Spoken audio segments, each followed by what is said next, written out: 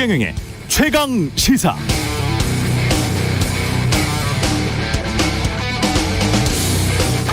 네, 바이든 대통령이 밝힌 한국 대기업들의 미국 신규 투자는 250억 달러, 미국 일자리 창출에 도움이 됐다고 시하했습니다.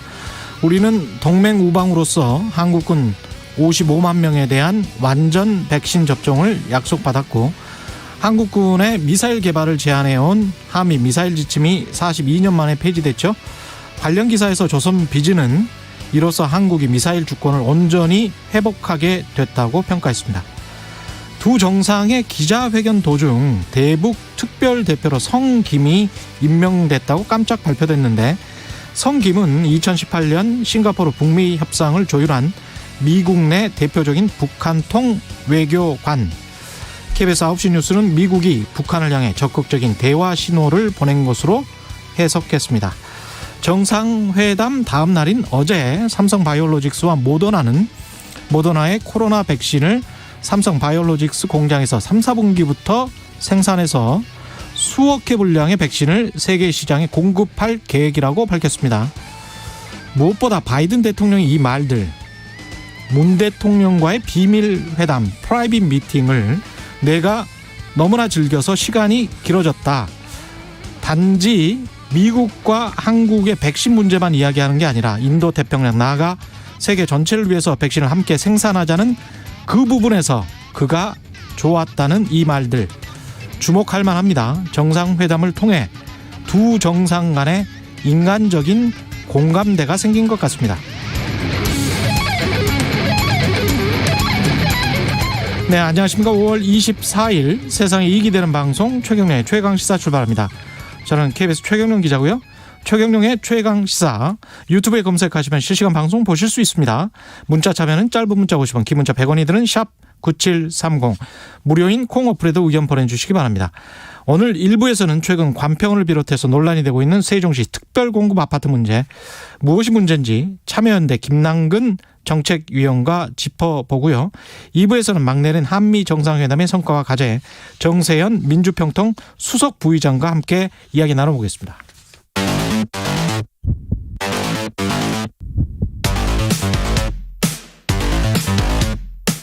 오늘 아침 가장 뜨거운 뉴스 언박싱. 예, 뉴스 언박싱 시작합니다. 민동기 기자, 김민하 시사평론가 나오셨습니다. 안녕하십니까? 안녕하십니까? 예, 온통 한미 정상회담 방미 결과에 관한 뉴스가 집중이 되고 있습니다. 네. 예. 이전과는 다른 어떤 새로운 한미 관계가 앞으로 전개가 될 것이다라는 그런 평가가 많고요. 예. 특히 이번에 한미 정상의 공동 성명에 대만 해협이 처음으로 언급이 됐거든요.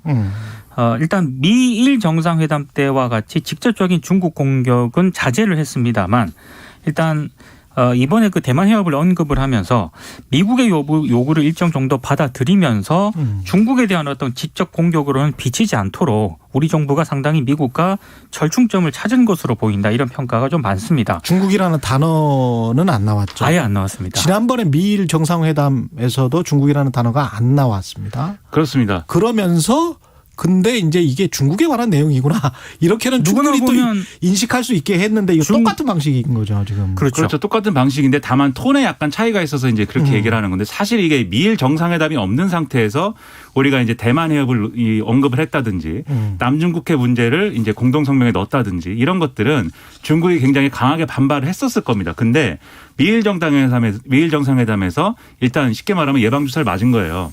그래서 미일 정상회담에서 나온 이제 이 표현 수위를 보면은 가령 대만 해협에서의 평화와 안정을 촉구한다, 뭐 이런 식으로 되어 있습니다. 그렇죠. 뭔가를 요구하는 거예요. 그러니까 중국에 요구하는 것도 사실 그 얘기들은. 근데 우리가 한 것은 그런 것들이 중요하다고 인정한다, 뭐 이런 거거든요. 촉구라는 말은 빠졌고. 그렇습니다. 그렇죠. 뭔가를 요구하는 게 아니라 뭐 그런 얘기도 있다, 이렇게 넘어간 것이기 때문에 수위 조절을 이제 했다라고 볼 수가 있는 거죠. 그 점에서. 우리는 인식한다, 이 정도기 때문에 상당히 우리 정부가 절충점을 찾은 것 같습니다. 그런 쪽으로. 예, 중국의 상황을 또 면밀히 관찰해야 되는 한국의 입장이니까 네. 대북 문제 같은 경우는 어떻습니까? 아, 참 중국이 궁금하네요. 이게 두 가지 반응이 나옵니다. 예. 하나는 이제 강한 유감, 이건 내정 간섭이다. 예. 그러니까 강한 유감을 표시하는 반응이 하나 있었고요. 그리고 이제 관영 글로벌 타임스라는 그 매체가 있거든요. 예. 이쪽에서 내놓은 반응은 좀 다릅니다. 왜냐하면 문재인 대통령이 넘지 말아야 할 선을 지키는 동시에 예. 원하는 것을 얻어냈다. 그러니까 예. 나름대로 절충점을 잘 찾았다. 이렇게 좀 평가를 하기도 했습니다. 그게 관영 언론들의 이제 표현 중에 이제 일부분인 건데 예. 지금 말씀하신 이제 뭐 중국은 사실 다 관영 언론이에요. 그렇죠, 맞습니다. 그렇죠.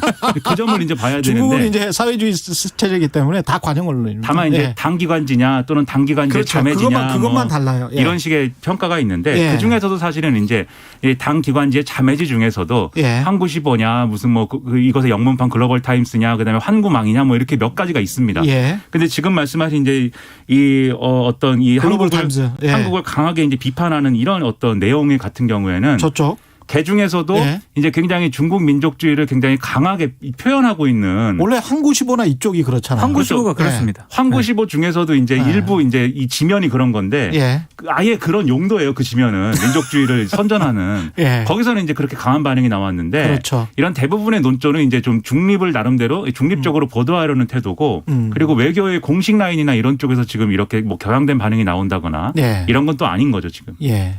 그리고 우리가 이거를 미중의 극한적 대립과 갈등으로 상정하고 이야기를 할 필요는 없어요. 그렇습니다. 미국 예. 입장에서도 중국과 어느 정도 타협하고 협상하면서 왜냐하면 미국 기업들이 워낙 많이 진출해 있기 때문에 네. 그리고 중국이 얼마나 큰 시장입니까? 그러니까 그런 측면에서 봤을 때 이제 미국이 중국과의 관계를 완전히 깨고 어떻게 할 것이다.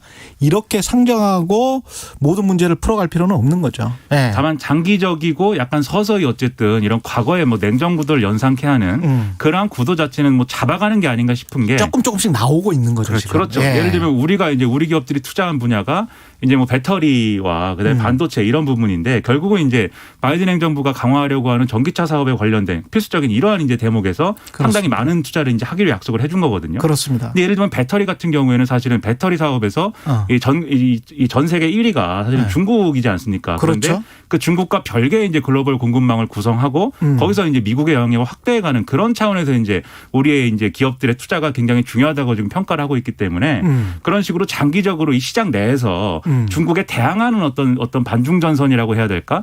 그런 형태의 이런 뭔가 대안적인 어떤 그룹핑을 하는 그런 과정에 있다는 것은 또 부정할 수 없는 사실인 거죠. 근데 이것도 이제 기업들 입장에서는 고민될 수밖에 없는 그렇죠. 게 현대차의 점유율이 계속 낮아지고 그렇죠. 중국 시장에서 삼성의 휴대폰 시장도 다 마찬가지입니다. 거기다 이제 배터리 같은 경우는 노골적으로 한국 기업들 특히 이제 박근혜 전 대통령 때 그 사드 직전에도 그랬습니다만은 사드 직후에는 뭐 말할 것도 없고요. 사드 배치 직후에는 사드 직전에도 사실은 배터리에 관해서 그 상당히 강력하게 중국 쪽 배터리만 쓰는 쪽에 아주 이상한 규제를 해놨었거든요. 네. 중국 측이. 그래서 중국이 이런 상황을 그냥 스스로 불러온 측면도 있어요. 그래서 일각에서는 예. 지금 미국과 한미 관계가 그동안 안보 협력에 굉장히 집중이 돼 있었는데 예. 이제는 뭐 경제라든가 기술이라든가 이런 경쟁에서 미중 간의 갈등이 지금 진행되고 있잖아요. 예. 여기서 미국 쪽으로 살짝 한 발짝 더 발걸음을 내디뎠다. 이렇게 예. 평가하는 쪽도 있습니다. 우리는 뭐 이익이 되는 쪽으로 살짝 이렇게 사이드 스텝 받아가면서 사실 명분에 있어서도 트럼프 행정부랑 바이든 행정부 다르기 때문에 그렇죠. 예. 바이든 행정부는 어쨌든 명분으로 접근하고 있으니까 예. 이걸 또 트럼프 행정부처럼 누구 편이냐 이게 아니라 그렇죠. 명분에 대해서 얘기를 해야 되기 때문에 그렇습니다. 완전히 거부하기 어려운 부분도 우린 있습니다. 국익만 잘 관철시키면 될 것 같습니다. 예, 뭐 중국이 미국에 대해서 보호무역 자꾸 이 관세 이야기하는데 트럼프 행정부 때는 네. 근데 사실은 중국도 그런 보호무역이랄지 이상한 관세 비슷한 것들 이런 것들을 아주 교묘하게 해왔죠. 지적재산권 문제도 좀 중국의 문제가 많았고. 패권주의도 장난 아닙니다. 그렇죠. 네. 예. 대북 문제 관련해서는 어떻습니까? 일단 싱가포르 공동성명뿐만 아니라 판문점 선언까지 수용을 했고요. 예. 남북관계 독자성도 일정 부분 인정한 것은 큰 성과로 일단 평가가 되고 있습니다. 예. 특히 한미 양국이요. 이 북한을 존중하겠다는 뜻을 분명히 밝힌 것으로 해석되는 부분이 있는데 공동성명에 북한 노스코리아가 아니고요. 조선민주주의 인민공화국이라는 정식 국호를 명기를 했습니다. DPRK. 그렇습니다. 예. 그러니까 대단히 북쪽 입장에서는 이건 긍정적으로 평가할 수 있는 그런 대목입니다. 이제까지 노스코리아라고 계속 했나 보죠. 노스코리아라고 했거든요. 아. 근데 이제 DPRK로 명기 정식 국호를 해줬다. 국호를 불러줬다. 한 것은 상당히 좀 진전된 것으로 보이고요. 근데 그럼에도 불구하고 북한이 요구를 한 것은 뭐 제재 완화라든가 대북 적대시 정책 철회와 같은 그런 방안이었거든요. 예. 이게 뭐 구체적으로 언급이 안 됐기 때문에 예. 당장 뭐 북한이라든가 김정은 위원장이 호응할 가능성은 낮다라는 전망도 나오고 있습니다. 그러니까 이게 성김 대사를 임명을 하고 이런 것들은 어쨌든 대화의 이제 신호이다 이렇게 보이는데 그리고 지금 판문점 선언하고 싱가포르 선언을 기초로 해서 아무튼 앞으로 협상해 나가겠다라는 것은 트럼프 행정부 때 했던 그러한 합의, 그러한 약속들의 기초 위에서 한다는 것이기 그렇죠. 때문에 뭔가 리셋된다. 처음부터 다시 얘기하자. 이건 이제 아닌 건 분명하죠. 근데 다만 역시 바이든 행정부는 뭔가 가치를 얘기하면서 이제 그 가치에 의거한 뭔가로 접근하고 있는 것이기 때문에 북한이 결국 종국에는 비핵화를 선택할 것인가에 대한 명확한 입장 이게 필요하다라고 바이든 대통령 얘기하고 있고 맞습니다. 또 하나 이제 북한의 인권과 관련돼서 계속해서 인권의 개선 이런 것들을 언급하고 있거든요. 근데 북한은 이 인권 개선에 대한 어떤 요구 이런 것들을 체제에 대한 어떤 공격으로 받아들이고 있기 때문에 계속 결국은 이것은 또 한편에서는 뭔가 대화를 하자는 신호인 것처럼 보이지만 또 한편에서는 그럼에도 불구하고 트럼프 행정부 때와는 다른 그런 방식을 취할 수밖에 없다라는 걸 또 분명히 하고 있는 그런 대목인 겁니다. 미국 기자가 질문을 했을 때도 바이든 대통령이 분명히 그런 이야기를 했어요. 사실은. 예, 북한이 뭔가 중요한 조치를 취하기 전에는 그렇죠. 하지 않겠다. 그 분명히 그러니까 전제를 뭔가 했죠. 뭐 전반적으로 확 대화를 한다거나 뭐 이런 거는 안 하겠다. 그러니까 기존 입장이랑 비슷해요. 하지만 뭐 먼저 우리가 가가지고 그 북한을 자극하거나 뭐 이런 또 입장도 아니에요. 그렇습니다. 굉장히 실용주의적인 접근이고 네. 예. 한 인내하면서 그런데 너희들이 뭔가 해야 된다. 네. 예. 근데 그 기반은 싱가포르 회담 판문점 선언이다. 요거는 또 괜찮은 그렇습니다. 예, 입장인 것 같고요. 네. 예. 백신 관련해서도 좀 짚어봐야죠. 백신은 일단 스와프보다는요. 예. 한미 글로벌 백신 파트너십 구축에 합의를 했고요. 일단 뭐 한국의 백신 제조 역량하고 미국의 백신 기술 원부자재 공급 능력을 결합을 해서 코로나19 백신의 생산 공급을 대폭 늘린다는 그런 합의입니다. 예. 특히 이제 삼성 바이오로직스가 모더나사와 코로나19 백신 국내 위탁 생산 계약을 맺기로 합의를 했는데 이게 해외에서 만든 백신 원액을 국내에서 완제품으로 충전 포장하는 방식이거든요. 예. 3분기부터 본격 생산해서 전 세계에 수억 회분을 공급을 하기로 했는데 일각에서는 이 위탁 생산이 국내 공급 확대라든가 위탁 기업의 수익성 등에 얼마나 큰 실익으로 돌아올 수 있을 것인가 이게 좀 불명확하다 이렇게 좀 평가를 하기도 하고 있고요. 특히 기술 이전을 받지 못한 채 충전 포장만 하는 그런 방식인데 이것도 일정 부분 한계가 있는 것 아니냐라는 그런 평가를 하기도 합니다. 이게 이제 백신을 예를 들면 그냥 이제 우리가 뭐 이 보따리에 받아서 가져온다 이런 개념이면 보따리에 네, 비유하자면 아니, 이게 예. 무슨 좀 50년대도 아니고 아니 저 보관이 힘들어요. 냉장 마이너스 20도 되는 보따리가 제가 있습니까? 이제 비유를 예. 문학적인 비유를 하자면 예. 그런 방식이면 사실은 그거에 대해서는 이견이 있다는 겁니다. 미국 내에서 분명히. 예. 왜냐하면 어쨌든 간에 이 한국은 K방역 이런 것들로 방역이 성공적으로 되고 있고 예. 뭐 우리 입장에서는 여러 가지 우려할 부분이 있지만요. 그리고 백신을 지금 확보한 것도 그렇게 모자란 분량이 아니고 오히려 인도라든지 그다음에 그 외에 이제 여러 가지 이제 좀 어려운 국가들을 먼저 나눠주기 위한 어떤 그런 것들이 필요한데 한국에 굳이 백신을 제공해야 될 이유가 뭐가 있느냐. 이게 이제 미국 내 여론이라는 거거든요. 그래서 애초에 우리가 기대했던 백신을 좀 꺼오는 방식, 백신 스와프라고 표현을 했지만 뭐 꺼오는 거죠 사실.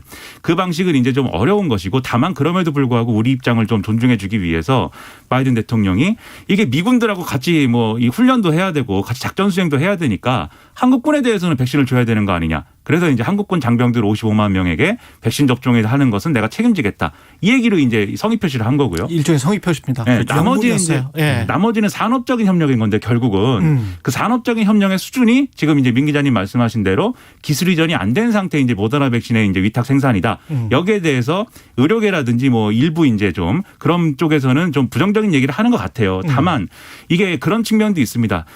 이게 기술 이전은 애초에 좀 어려웠다고 보이고요. 왜냐하면 그렇죠. 특허나 이런 기술 것들이 장담을 해주겠습니까?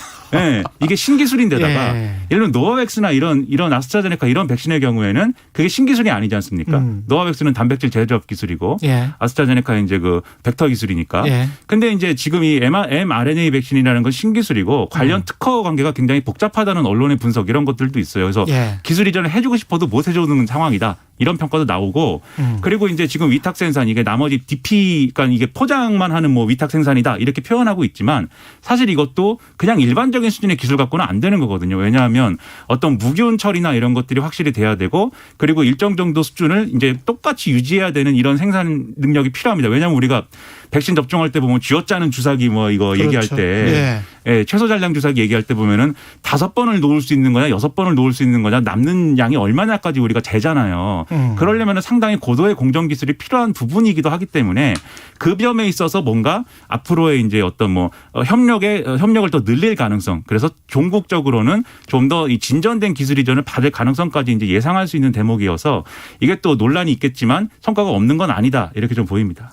저는 굉장히 좀 운이 좋았다고 생각해요. 그렇죠. 만약에 화이자나 존슨앤존슨 같은 회사만 백신을 개발을 하고 네. 모더나처럼 이 벤처기업이거든요. 생긴 지 한 10년밖에 안 됐고 다른 기업들은 100년, 150년 된 기업들이에요.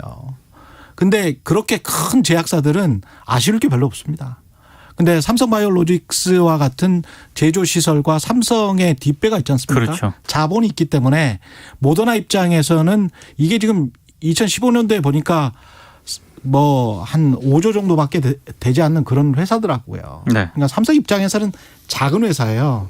이런 회사의 생산 시설을 대주면서 생산을 할 수 있다는 거는 한국으로서는 모더나가 이 mRNA 백신을 개발한 게 운이 굉장히 좋았다.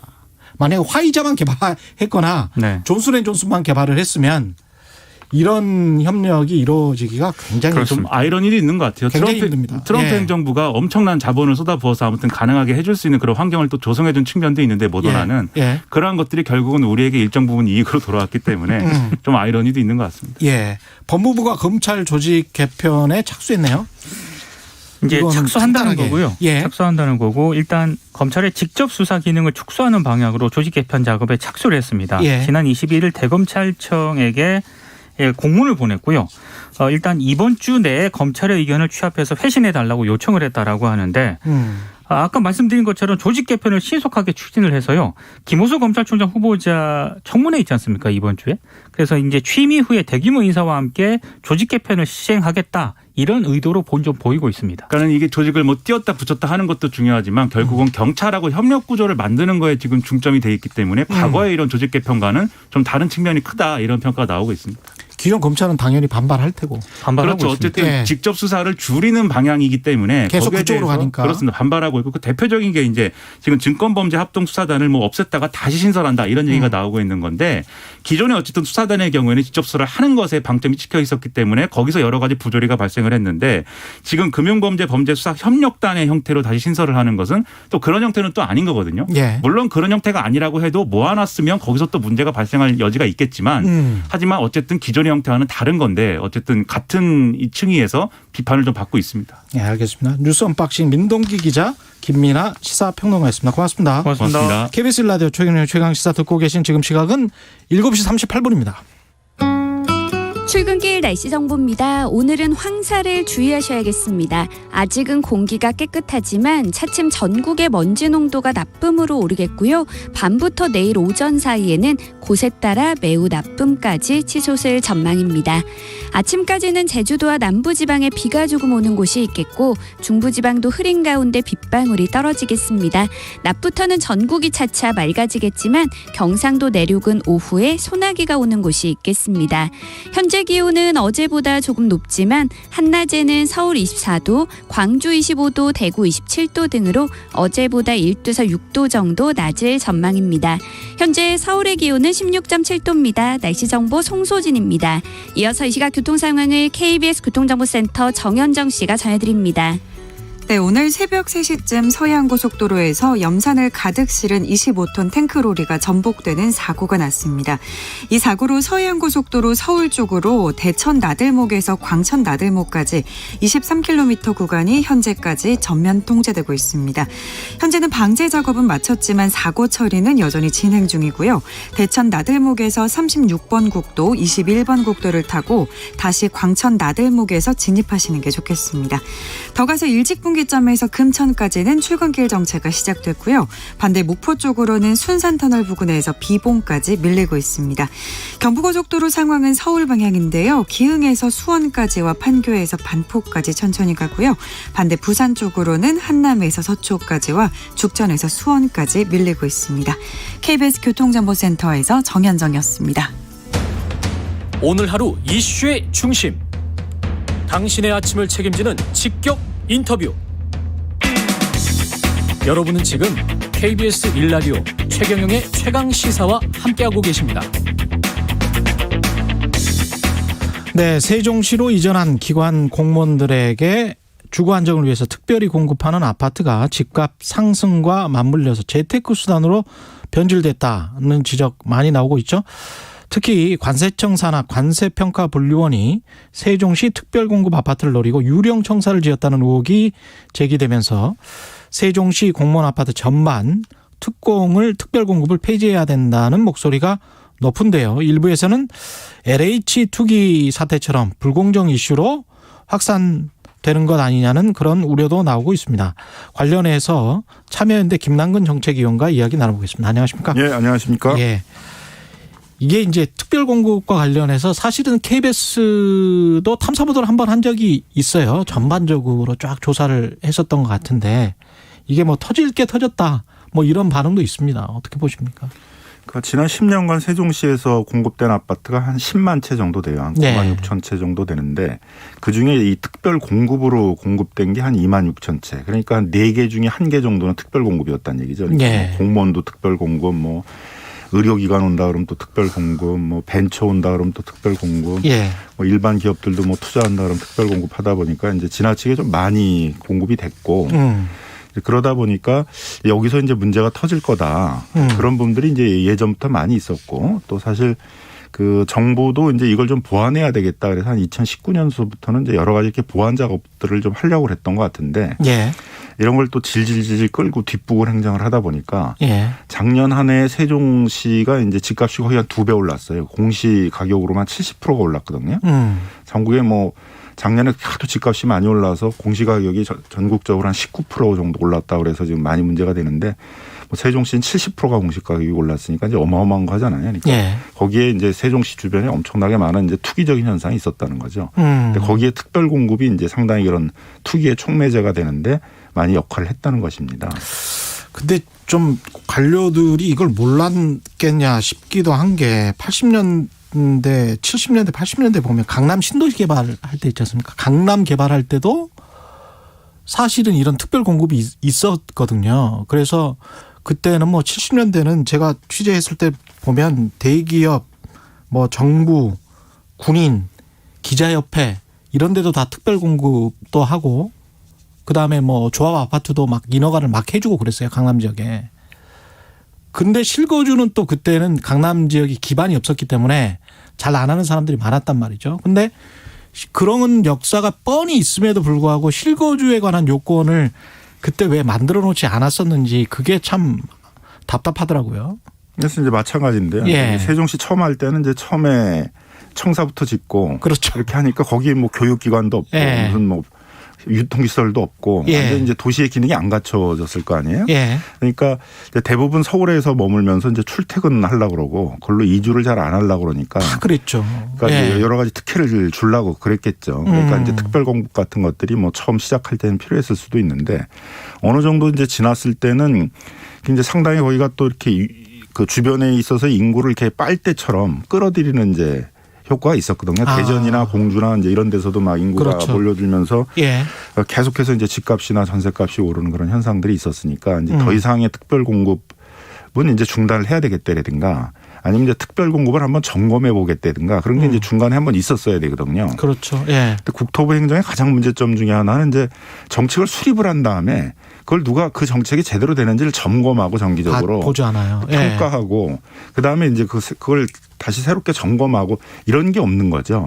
부동산이라는 상황들이 뭐 수시로 많이 변하고 어떨 때는 또 굉장히 부동산 버블 현상 같은 것들도 많이 있고 그런데 예. 그런 점검을 이제 제대로 하지 않았다는 거죠. 그러니까 적어도 한 2015년, 16년 이후에는 특공에 대한 좀 평가 작업을 한 다음에 이걸 재정비하는 것들이 필요했던 것 같은데 그런 걸 하지 않은 상태 속에서 문재인 정부 들어와서 이제 다시 또 세종 천도론 뭐 이렇게 얘기하는 그 수도권 균형 발전을 위해서는 수도권에 있는 많은 공공기관들을 다시 세종이나 이런 데로 더 보내야 된다. 예. 이런 얘기가 나오고 그러니까 이제 거기가 다시 또 들썩거리기 시작했던 거죠. 그렇죠. 그리고 거기가 이제 이미 인구의 집적 효과들이 생기기 시작하니까 그 주변에다가 스마트 산업단지 뭐 공공복합 무슨 단지 뭐 이런 것들을 계속 개발하는 플랜들이 지금 세워지고 있단 말이에요. 예. 그러니까 개발의 호재들이 많은 거죠. 세종시에.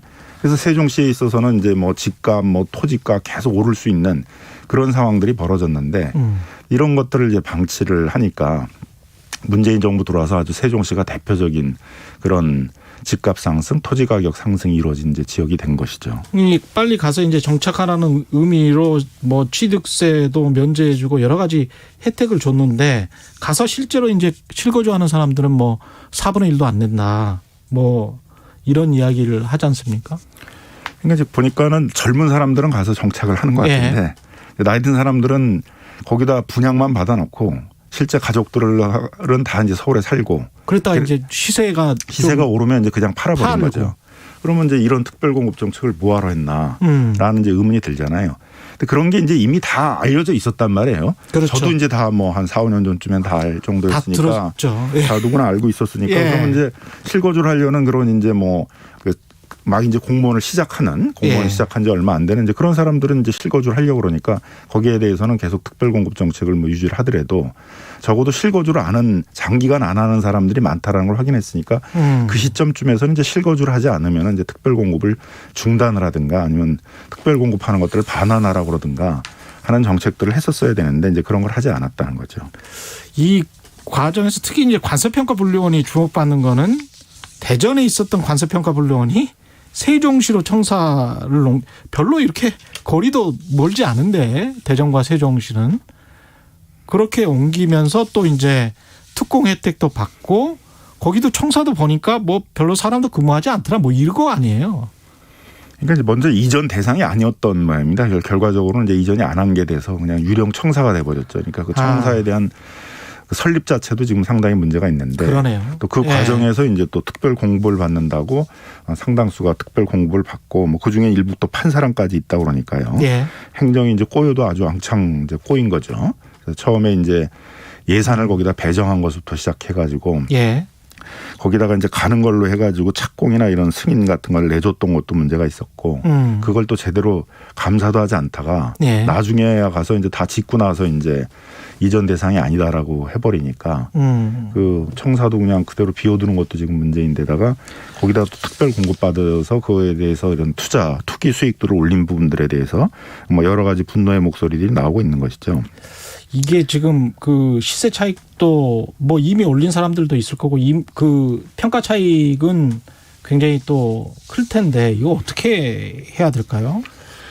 이제 법률적으로 보면 계약을 하는 데 있어서 중요 부분에 착오가 있었던 거거든요. 예. 그 관세평가 분류원이라는 게 이전한다는 이 때문에 특별 공급 자격을 준 거잖아요. 그렇습니다. 근데 계약의 핵심적인 내용에 착오가 있었던 거죠. 그러네요. 그러면 이제 우리 민법에 의하면 계약의 중요 부분에 착오가 있는 경우에 있어서는 계약을 취소할 수 있거든요. 예. 그래서 그런 착오를 이유로 이제 계약을 취소할 수 있는지 이제 이런 거를 좀 검토를 해봐야 될 것 같고요. 그래서 다시 그 투기익들도 환수하고 이제 해야 될 것 같고 또 보완책 중에 하나는 지금 주택법에 그 전매 제한 기간이라든가 실거주 기간, 의무 기간 이런 것들이 있어요. 뭐 분양가 상한제 같은 거에 혜택을 받았다든가 하는 경우에 있어서는. 예. 근데 공무원들의 경우에 있어서는 특별공급은 뭐 혜택을 뭐 여러 개로 지금 받는 거잖아요. 세금 혜택도 받고 가격도 엄청 뭐 낮게 받고 여러 그렇죠. 혜택을 받는데 예. 그런 게 없어요. 실거주 의무 기간이라든가 이런 게 없어요. 그러니까요. 그래서 그런 것들을 이제 이번 차에 좀 보완을 하고 그런 이제 의무들을 이행하지 않았을 경우에는 공급 계약 같은 걸 취소를 해서 다시 환수하도록 하는 그런 좀 법령 정비도 해야 될 것 같습니다. 이런 부분에서 특히 뭐 양도세나 이런 거는 중과해야 되지 않습니까? 만약에 실거주를 하지 않았다면?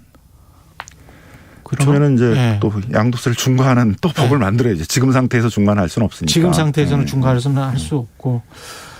근데 이게 이제 지역 균형 발전 차원에서 실시한 세종시 같은 경우가 이런 이제 부작용이 나타나고 있는 건데 어떻게 생각하십니까? 이 지역 균형 발전이라는 대의 명분이 있을 거고 가치가 있을 거고 이런 부작용에 대한 보완 조치랄지 뭐 처벌이랄지 이런 게 있어야 될 텐데 이게 따로따로 갈 수 있는 겁니까? 아니면 그러니까 이제 종합적으로 이제 이걸 점검을 해야 되겠죠. 예. 그러니까 수도권 이전 정책을 수립하는 그 부서하고 예. 그런 부분에 특혜를 줬을 때 이게 그 특혜대로 특혜를 받고 이전을 하지 않고 그걸 투기적으로 이용했을 때 그 부분들에 대해서 어떤 제재나 투기적으로 이용하지 못하도록 하는 걸 담당하는 부서하고 이제 다 따로따로 움직이다 보니까 정책이 종합적으로 이제 만들어지지가 않은 거죠. 예. 그러니까 이번에 좀 수도권 뭐 균형 발전 차원에서 계속 공공기관들을 세종시로 옮기거나 아니면 지방의 거점 도시로 옮겨야 된다는 건 목소리는 계속 크잖아요. 예. 그러면 그 지역에 있어서 다시 투기 현상이나 이런 게 일어날 가능성이 많으니까 그렇겠죠. 그 부분에 대해서 이 특별 공급을 받은 경우에는 실거주 의무가 기간 같은 걸 두고 그걸 이행하지 않았을 경우에 있어서는 뭐 계약을 취소한다든가 하는 정책 보완을 하는 것들을 이참에 좀 종합적으로 할 필요가 있고요. 예. 정부도 그런 차원에서 행복주택 특별공급 세부 운영 규정을 좀 바꿔서 수도권에서 이전하는 경우에만 특별공급을 주고 예. 거기처럼 대전하고 세종은 고기가 고기인데 한전 같은 경우 거기서 더 가까워요. 한 20km 있었던 조치원에 있었는데 예. 그걸 옮기는 경우에도 특별공급을 줬던 것들에 대해서는 이제 더 이상 특별공급을 주지 않겠다고 하고 있고 또 실거주 의무 기간을 뭐 3년 이상을 지금 두겠다고 하고 있고 하기 때문에 예. 이런 법령 개정을 빨리 할 필요가 있겠습니다. 공기업들 여기도 뭐 관세청 산하긴 합니다만은 공기업 한국전력공사 세종지사 직원들도 이런 특혜를 받았다는 이야기가 있네요. 그러니까 거기 또 조치원에서 예. 세종까지는 한 20km밖에 안 떨어져 있는데 그걸 옮겨도 이제 혜택을 주고 대전하고 세종시도 한 30분 거리밖에 안 되는데 같은 생활권이라고 봐야 되는데 생활권을 옮기는 게 아닌데도 이제 특별공급을 줬으니까 예. 특별공급을 주는 원칙이 뭔지가 이제 좀 명확하지가 않았던 거죠. 그래서 이제 이번 기회에 특별공급은 그런 이전을 하는 생활권을 옮기는 그런 부분에 대해서만 이제 공급을 한다. 이런 이제 원칙을 좀 명확히 할 필요가 있겠고요.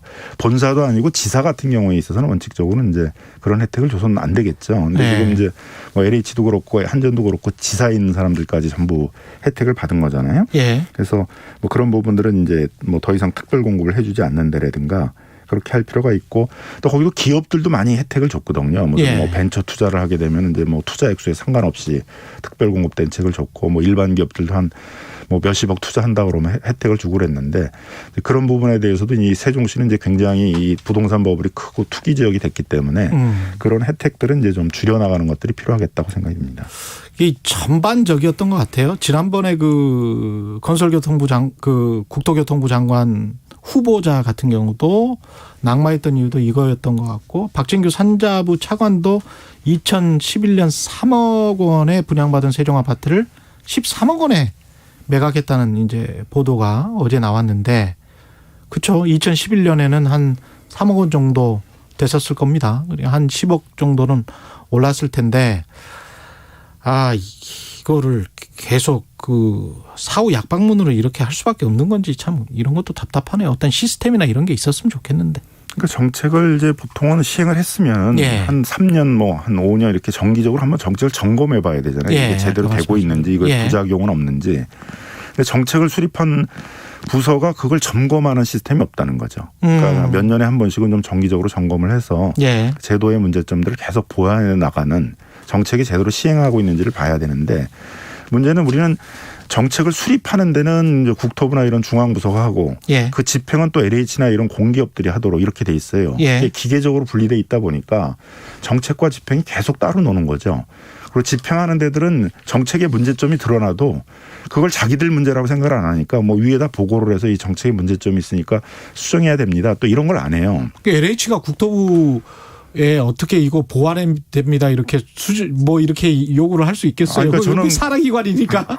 저는 그래서 인사교류도 필요하다. 예. LH에 있는 사람들을 국토부에 파견을 해서 예. 몇 년 동안은 또 거기서 이렇게 공무원 생활도 하다가 좀 오도록 하고 예. 국토부 공무원도 좀 LH에 가서 LH나 뭐 지방 도시개발공사 같은 데 가서 집행을 좀 해보면서 정책에 있어서의 어떤 그 집행과의 관련성이라든가 이런 것들에 대한 좀 경험이나 이런 걸 좀 쌓도록 하고 예. 그렇게 와야지 이렇게 집행과 정책이 따로따로 놀면 정책 수립한 게 제대로 정책의 효과를 갖는 것인지도 점검도 안 되고 예. 그 부작용이 생기고 있는지 점검도 안 되고 한참 있다가는 또 그게 그냥 크게 폭발을 하면서 이걸 제대로 된 정책을 한 거냐 이제 이런 비난들을 많이 받게 되니까 그런 점에서는 좀 사람의 교류도 좀 필요하고 정책과 집행에 있어서의 그런 것들을 서로 같이 점검하려는 이제 그런 노력이 좀 필요하다고 보여집니다. 그래서 세종시의 특별공급도 이제 그런 예. 전형적인 사례 중에 하나인 것이죠. 이런 거를 하라고 사실은 기획재정부가 부총리로 총괄하고 있는 거고 국무조정실 국무총리의 국무조정실도 있는 거고 그런 거 아니겠습니까? 근데 그쪽에서 어떻게 할 수 있는 게 없을까요? 국무조정실은 제가 보기에는 거의 형식적으로만 있는 것이고 운영이 되고 뭐 문제가 생기면은 이제 그때 이렇게 모여가지고 문제 어떻게 할 것인가 조정하는 거고 예. 사전적으로 이런 걸 점검하는 시스템 같은 것들은 작동이 안 되고 있는 것 같습니다. 기재부는 그냥 예산을 배정하는 데 있어서 주로 역할들을 하는 것이지 예. 그 정책과 집행이 제대로 되는 건지를 점검하고 이런 부분들은 그 해당 부처에서 정기적으로 해야 되는데 예. 정기적으로 그 하는 시스템들이 이제 작동이 안 되다 보니까 발생한 문제라고 보여지고요. 어쨌든 세종시는 또 이게 주택만이 아니라 지금 토지 투기도 가장 문제가 그렇죠. 되고 있는 것이어서 예. 뭐 전반적으로 정부 차원에서 좀 점검 필요하지 않을까 생각이 들어요. 필요하다. 예, 알겠습니다. 오늘 말씀 감사하고요. 김남근 참여연대 정책위원과 이야기 나눴습니다. 고맙습니다. KBS 라디오 최강시사 1부는 여기까지입니다. 잠시 2부에서는 정세현 민주평통 수석부의장 만납니다.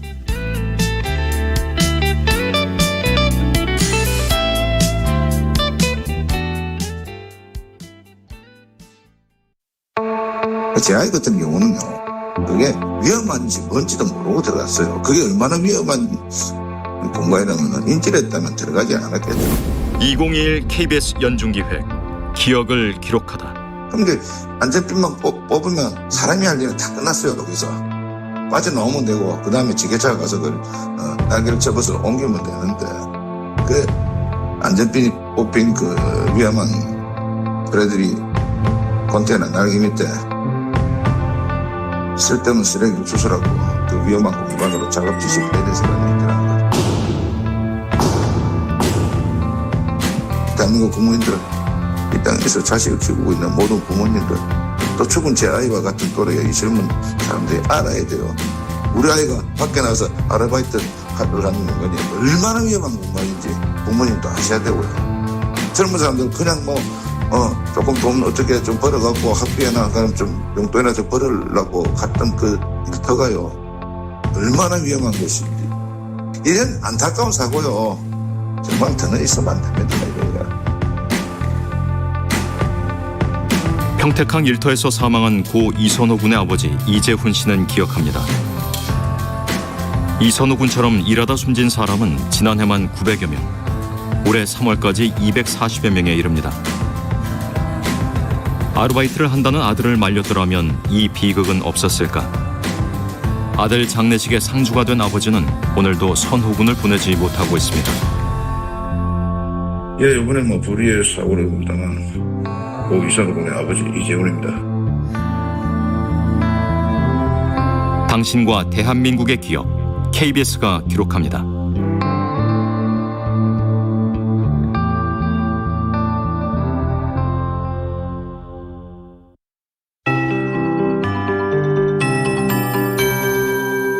KBS 58분 날씨. 흐린 월요일 아침입니다. 지금 남부 일부와 제주도에 약한 비가 오고 있고 중부지방에는 빗방울이 떨어지는 곳이 있는데요. 이 비는 아침 중에 모두 그치고 낮부터는 전국의 하늘이 차차 맑아지겠습니다.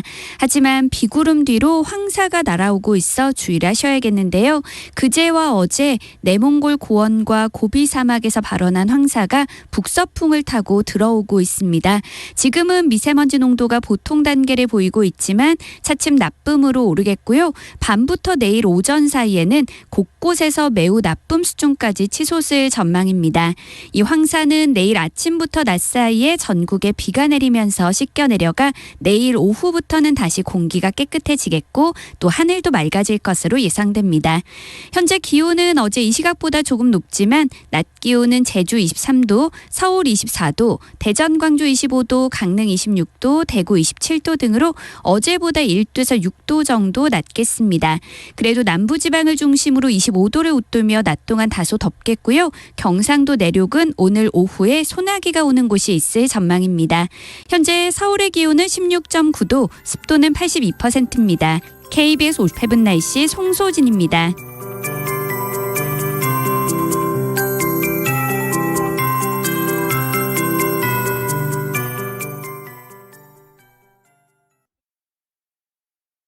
정성을 다하는 국민의 방송 KBS가 8시를 알려드립니다. AM 711kHz, FM 97.3MHz, KBS 1라디오입니다. HLKA.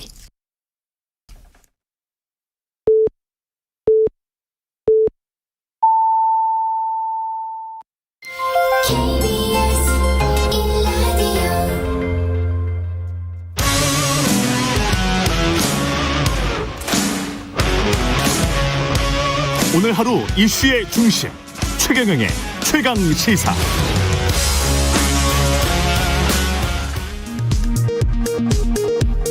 라디오 정보센터 뉴스입니다. 더불어민주당은 오늘 오전 11시 국회에서 백신 치료제 특별위원회 당정회의를 열고 신종 코로나 바이러스 감염증 백신 접종 완료자에게 인센티브를 부여하는 방안을 논의합니다.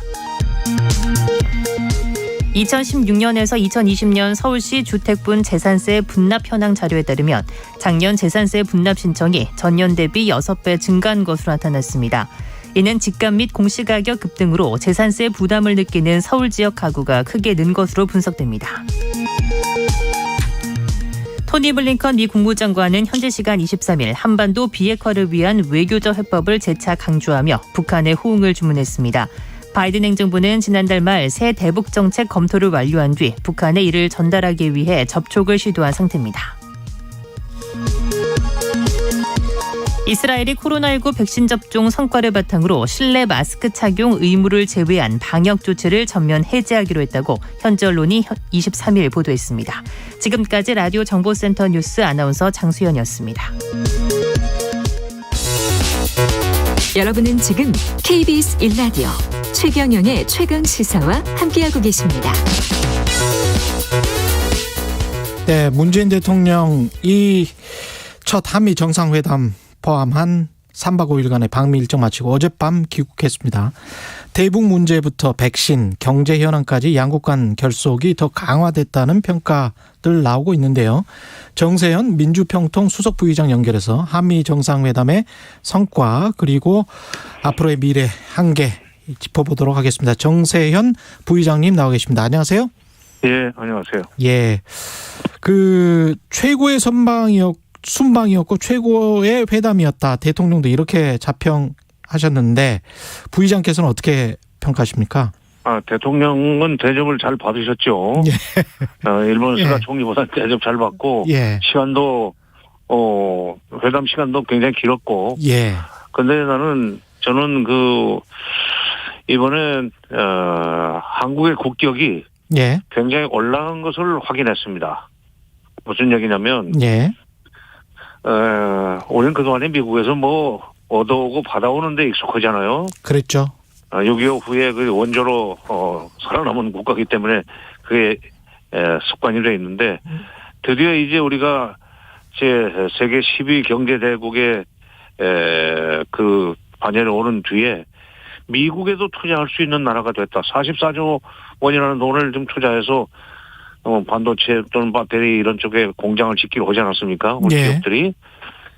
그런 것이 지금 이번 정상회담을 통해서 확인이 됐죠. 우리 국민들이 기뻐해야 될 것은 이제 우리도 미국을 도울 수 있는 나라가 됐다. 미국이 필요한 것을 줄 수 있는 나라가 됐다. 그런 토대 위에서 우리가 미국으로부터 받아낼 것도 떳떳하게 받아낼 수 있게 됐다. 이게 이번 정상회담의 성과라고 생각합니다. 네, 주고 받을 수 있는 외교가 가능해졌다 이런 말씀이시군요. 그렇죠. 예.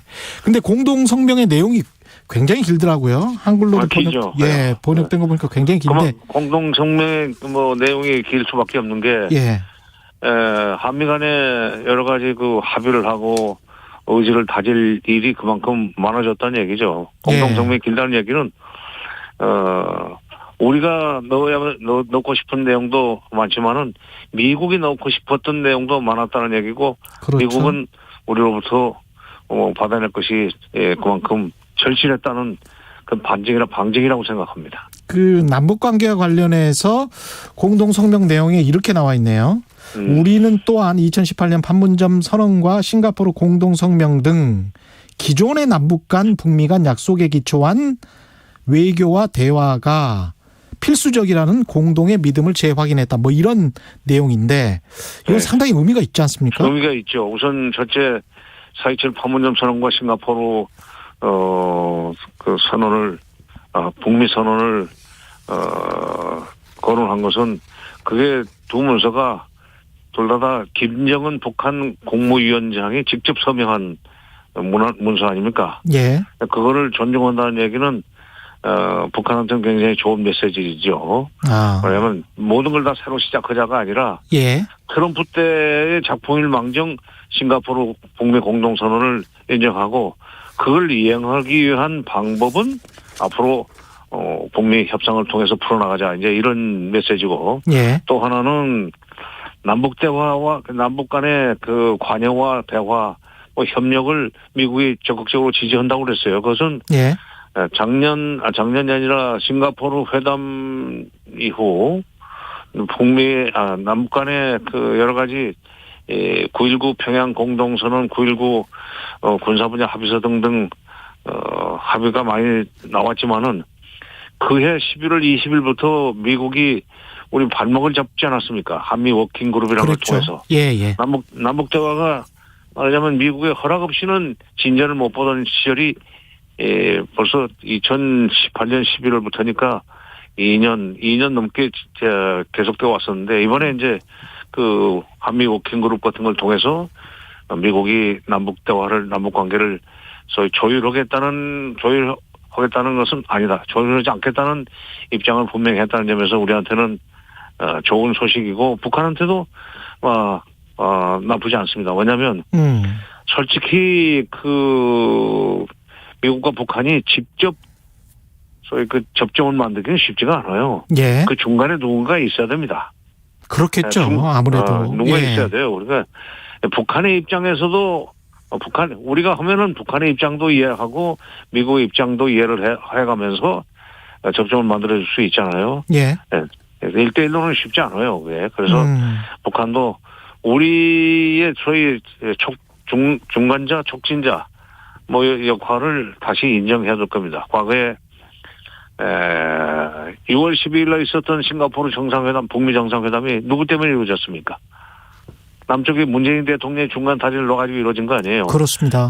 이번에도 이제 그럴 수 있는 가능성을 지금 내비치고 있다는 점에서 북한도 그 대목은 중시하리라고 봅니다.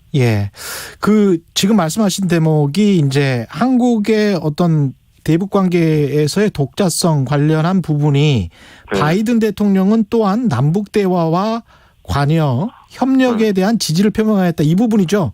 공동성명에서. 그렇죠. 근데 그 다음에 바로 우리는 북한의 인권 상황을 개선하기 위해 협력한다는 데 동의하고 가장 도움이 될 필요로 하는 북한 주민들에 대한 인도적 지원 제공을 계속 촉진하기로 약속했다. 이거는 인권이 들어갔다는 부분에서 북한이 어떻게 반응하고 이 부분이 어떻게 해석해야 되는지 궁금합니다. 북한이 그 부분을 잘 판독을 해야 돼요. 북한에서 KBS 방송을 아마 경청을 할 겁니다. 제가 북한한테 대고 얘기를 합니다. 지금 우리 국민들도 있지만 그렇죠. 미국의 민주당은 전통적으로 인권 외교에 있어서 인권을 중시하는 정당입니다. 그러니까 그것은 그러려니 하고 받아들여야 되고 그다음에 그 뒤에 인권 개선을 위해서 노력한다고 그러고 뒤에 가서는 바로 소위 그 인도주의적인 협력을 앞으로 적극 추진한다고 그러던가. 그렇죠. 계속 촉진하기로 약속을 했다. 했다. 그러니까 인권 중에는 정치적 인권도 있지만 경제적 인권이라는 것도 있잖아요. 먹고 사는 문제. 먹고 사는 문제에 관해서 미국이 북한을 돕는 걸 방해하지 않겠다 내지는 권장하겠다는 얘기. 그걸 그렇게 해석을 한다면은 인권이라는 단어가 들어갔다고 해서 미국이 계속 북한에 대해서 적대시 정책을 유지하고 있다고 이렇게 단정할 수 없다는 것을 먼저 조금 북한이 인식을 했으면 좋겠고 또 하나 그러나 이제 이번 그 정상회담에서 나온 저희 또는 북한 관련 부분이 북한한테 그렇게 매력적이지는 않아요. 솔직히 말해서 왜냐하면 북한은 그동안에 북미 대화가 시작이 되려면은 미국이 대북 적대시 정책을 철회했다는 증거를 보여달라. 또는 그걸 확실하게 명언적으로 얘기를 해달라 하는 요구를 여러 번 해왔는데 적대시 정책이라고 하는 것은 그걸 철회하겠다는 얘기는 없습니다. 예컨대 군사훈련을 하지 않겠다든지 또는 인권 가지고 계속 북한을 괴롭히겠다든지 그런 것과 관련된 입장 표명이 없다고 하는 것이 북한한테는 조금 아쉬운 점일 거예요. 앞으로 성킴 특별대표가 꼭 메꿔 나가야 될 대목입니다. 이 성킴 대북 특별대표 임명 발표를 기자회견 도중에 이렇게 했단 말이죠. 이게 어떤 의미가 있습니까? 아니 서프라이즈죠. 극적인 효과를 노렸겠죠. 근데 이 성김 특별대표, 대북 특별대표는 어떻게 이제 앞으로 어떤 임무를 갖게 될까요? 아니, 북한에서도 나쁘지 않게 생각할 거예요. 왜냐면 북한과 그동안에 협상을 많이 했던 사람이니까. 또 주한미국 대사도 지냈고, 우리도 좋고 북한도 좋은 사람입니다. 다만 성김 대표의 격이 어느 급이냐, 차관보급이냐, 부장관급이냐, 장관급이냐, 그거에 따라서 북한이 성김 대표를 대표하는 태도가 좀 달라질 겁니다. 그러네요. 격이 좀 높으면은 성김 대표와 북한의 그 카운터파트가 얘기한 것이 바로 그냥 대통령한테 직보돼서 결론이 나서 그 다음 단계로 넘어가고 할 수 있는데 그게 차관보급 정도만 된다면은 층층시 아닙니까? 그렇죠. 그렇게 되면은 북한으로서는 빨리빨리 문제를 해결하고 싶어하는 북한으로서는 속 터지는 일이죠. 이 바이든 행정부의 대북 정책 기조는 이번 정상회담을 통해서 어떻게 보십니까? 실용적인 접근이다 이런 식으로는 말은 하는데 바이든 대통령이 직접. 아니 그러니까 실용적인 접근이라는 것이 크게 그렇게 욕심부리지 않고 빅딜 같은 것을 하겠다고 해서 판을 처음부터 깨지는 않고 차근차근 문제를 풀어나가겠다는 얘기 아니겠어요? 실용적이라는 얘기는. 그렇죠. 지난번에 그 4월 30일 날 백악관 대변인이 일괄 타결식 접근은 없다 하는 얘기를 했죠. 그건 바로 단계적으로 접근하겠다는 얘기인데 단계적으로 접근해 가면서 북한이 요구하는 동시행동. 그러니까 북한이 핵과 미사일 관련해서 포기하는 만큼 내놓는 만큼 미국이 거기에 대해서 상응한 값을 쳐주는 식의 그 거래 방식으로 문제를 풀겠다는 뜻으로 해석할 여지도 있습니다. 그 실용적인 접근이라는 건 실용적이라는 것은 북한이 싫어하지 않을 정도의 이 대가는 반대급부를 줘가면서 문제를 풀겠다는 식으로 성격 규정을 할 수 있다면은 북한은 나쁘지 않은데 이런 것을 바로 그런 말이 실용적 접근이라는 말이 당신네가 요구하는 단계별 동시행동을 뜻한다 하는 정도의 얘기를 그런 식의 얘기를 이제 성김 대표가 북한을 만나기 전에 언론 인터뷰 방식으로 해서 그걸 흘리든지 아니면은 직접 만날 수 있는 계기를 만들어 가지고 거기서 대면해서 설명하든지 하는 식으로 해서 북미 협상이 본격화되기를 바랍니다. 그 공동성명에 중국을 직접적으로 거론하지는 않았지만 바이든 대통령과 문재인 대통령은 대만 해협에서의 평화와 안정 유지의 중요성을 강조하였다. 이 대목이 나오거든요. 그래서 근데 북한은 중국을 자극할 건 없는 것이 예. 우리가 지금 그 외국으로 수출하는 그렇죠. 물건을 싣고 가는 배들이 다들 대만 해협을 통과해야 됩니다. 대만 밖으로 돌 수가 없잖아요. 대만과 중국 본토 사이에 대만 해협으로 해서 남태평양 그다음에 인도양으로 해가지고 스웨즈나 뭐 이렇게 유럽으로 가잖아요. 예. 동남아로 가고. 예. 바로 그렇기 때문에 우리한테도 그 필요한 그 부분이지 그걸 꼭 중국을 자극하게 한 것은 아니라고 하는 것을 아마 중국도 알 거예요. 왜냐하면 그게 그 쿼드 얘기도 노골적으로 들어가지 않았고. 예. 또 중국이라는 표현을 직접 하지 안 넣지 않았어요. 안 넣었어요. 중국이라는 단어. 미일 정상회담 끝나고 나서는 중국 쿼드 막 여러 번 들어갔는데 미국이 우리 저희 한중 경제협력 관계에 대해서 이해가 상당히 높기 때문에 예. 우리 입장을 많이 봐줬다고 생각합니다. 그런 것을 이렇게 피해가면서 우리 입장을 살려줘야만 우리도 44조 원 정도 되는 돈을 그렇죠. 미국에다 투자해서 반도체나 배터리 공장을 만들어주죠. 그들로서는 고용 창출이 많이 되는 거 아니에요. 그렇죠. 우리로서는 또 우리도 거기서 이제 돈을 벌 수 있지만은 그렇기 때문에 그거 가지고 중국 자극했다고 볼 수는 없습니다. 백신과 관련해서는 어떻게 보세요? 미국이 우리 군에 55만 명의 백신 주기로 했는데 이건 어떻게 보십니까? 그건 이제 정의용 장관 설명이 맞아요. 예. 지금 백신 달라고 하는 나라가 많은데. 예. 백신 달라고 하는 나라가 많은데 한국에만 왕창 줄 수가 없잖아요. 그렇죠. 예. 대신 한국한테는 저희 그 백신 허브가 될 수 있는 기회를 준 거 아닙니까? 이건 뭐 대단한 거죠, 사실은. 대단한 거지. 그러니까 유일해요, 그것은 지금. 예. 일본한테도 안 줬어요. 그리고 이제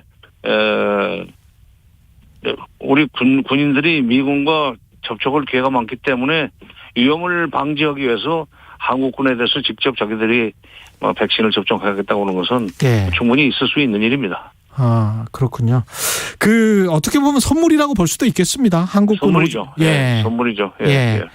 북한이 이제 어떻게 반응할까가 중요한데요. 어떻게 보십니까? 북한은 이 모든 것을 어떻게 해석하고 어떻게 반응할까요? 글쎄, 이제, 북한은 이 대북 적대시 정책을 철회했다는 확실한 메시지가 없기 때문에, 계속 좀 더 지켜볼 겁니다. 그런 쪽의 얘기가 나오기를. 미국에서는 뭐 국무장관이 공은 이미 북한 쪽으로 넘어가 있다 그러는데, 그건 미국 생각이고, 제가 볼 때는 미국이 북한 쪽으로 공을 넘긴다고 공을 쳤지만은 대북 적대시 정책 철회를 요구하는 담장을 넘지 못하고 지금 다시 미국 코트로 떨어졌다고 봐요.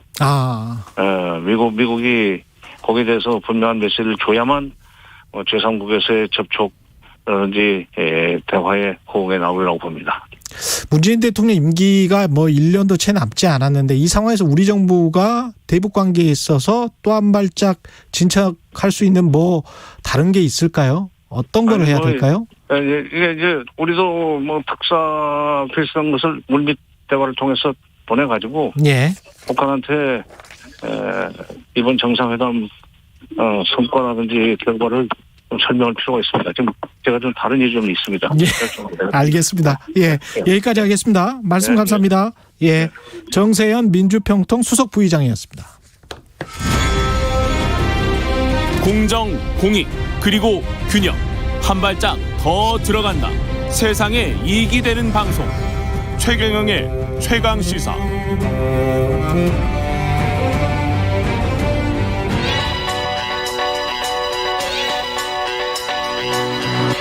최강 시사 김한의 눈.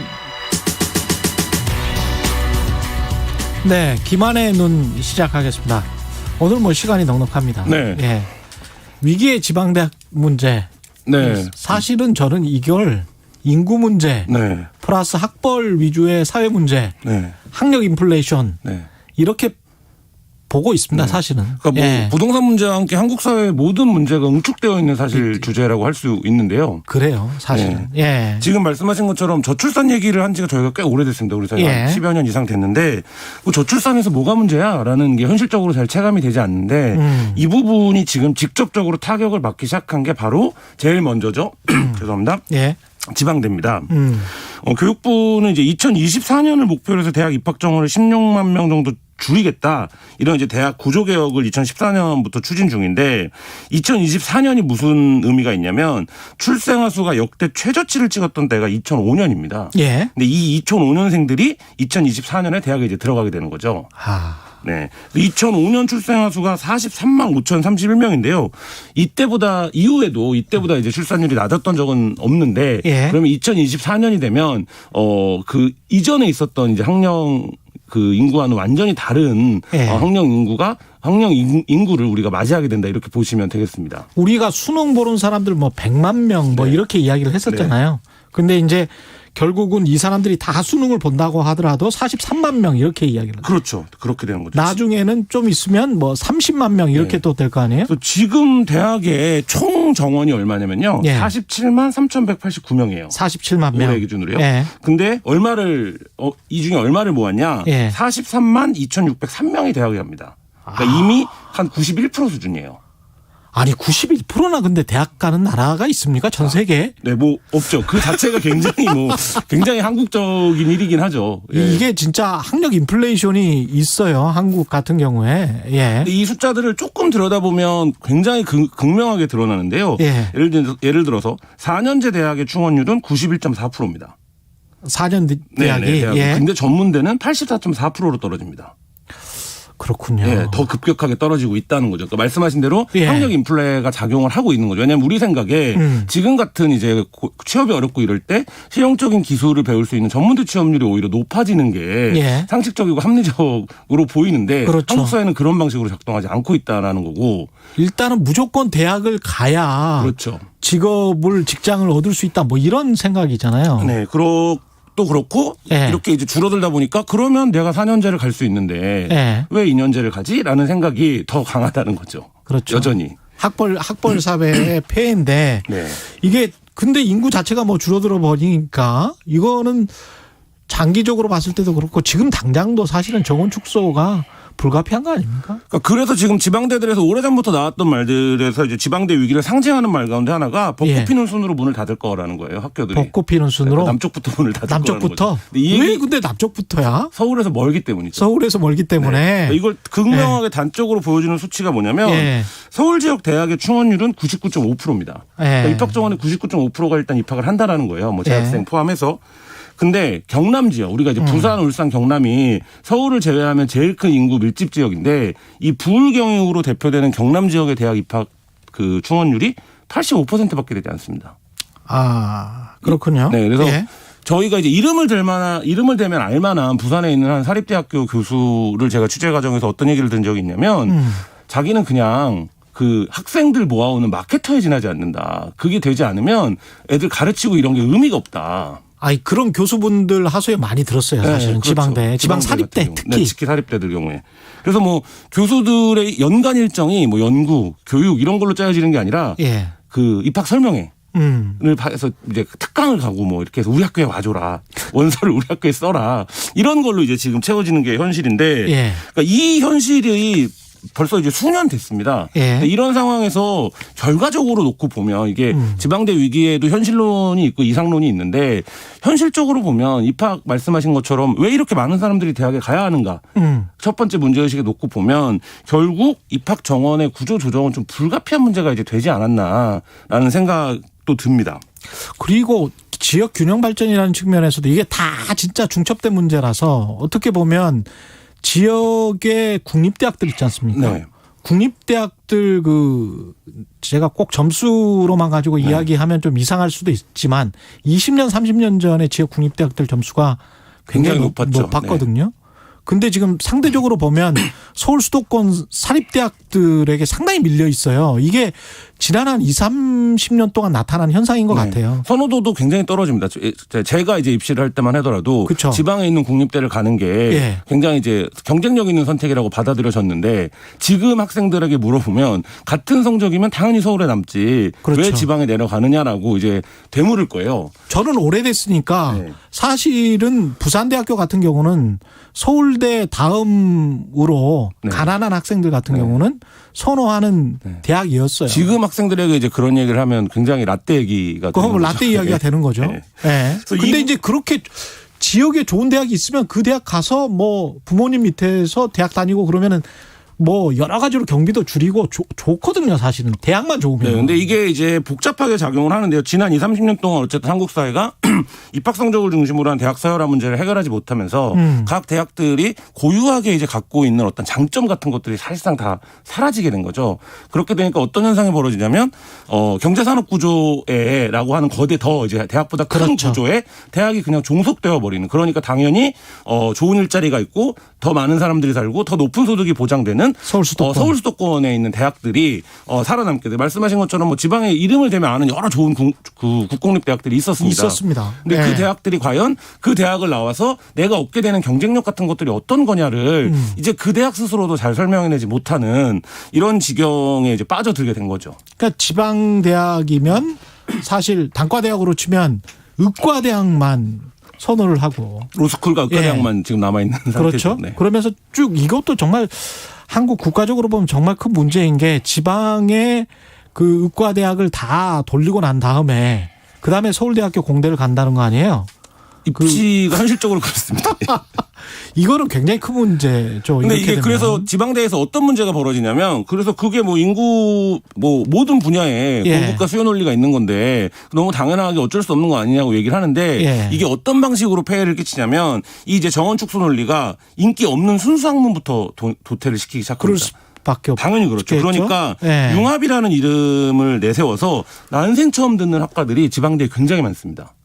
근데 참 이게 문제네요. 이거는. 그래서 그 지방대는 학생 수가 줄어들면 당장 이제 재정난에 허덕일 수밖에 없기 때문에 정부 예산을 받아와야 돼요. 정부 예산을 받아오려면 지금 정부 예산은 입학 정원에 연동되어 있습니다. 그렇기 때문에 당연히 어떤 방식으로든 애들을 끌어올 수밖에 없는데 야 철학과에 입학하는 것보다 뭔가 그거를 세련된 이름으로 바꿔서 입학을 시키는 게 좋지 않겠냐라는 얄팍한 수가 작동을 하는 거고 실제 이게 저희가 이렇게 말로 얘기하면 어떻게 학교가 그럴 수 있어라고 하지만 학교가 그래요. 네, 학교가 그렇습니다. 지금. 그래서 이 대학이 정부 재정 지원을 받아야 되고 그러려면 아이들을 데려와야 되고 이 과정에서 아주 얄팍한 생존의 기술로만 지금 이제 그 존재하는 이런 상황이 굉장히 좀 악순환이 반복되고 있는 이런 상황입니다. 이거 뭐 어떻게 해야 될까요? 지방 대학들 같은 경우는 서울권은 따로 이렇게 평가해서 너희들은 너희들끼리 따로 감축하고 지방 대학은 지방 대학들끼리 또 순위를 매겨서 따로 감축하면 지금 현재 상황에서는 그게 훨씬 더 공정하다 이렇게 이야기를 할 것이고 서울 수도권은 그게 말이 되냐? 그렇죠. 전체 순위로 정원을 감축하든지 그래야지 뭐 이렇게 이야기를 할 것이고 교육부도 이제 5개 권역에 따라서 다른 이제 그 유지 충원율을 적용을 하고 있긴 한데 어쨌든 어떤 방식으로 적용을 하더라도 현실적으로 지방대에 대한 선호가 없는 상태이기 때문에 이 유지 충원율이 서울 수도권과 지방의 이해관계가 다를 수밖에 없고 그러면 결국엔 대학 교육의 본질로 돌아가는 거 말고는 이 문제를 해결할 수 있는 방법이 없는데 문제는 이제 한국 사회가 교육의 본질로 돌아가 본 적이 한 번도 없다라는 거죠.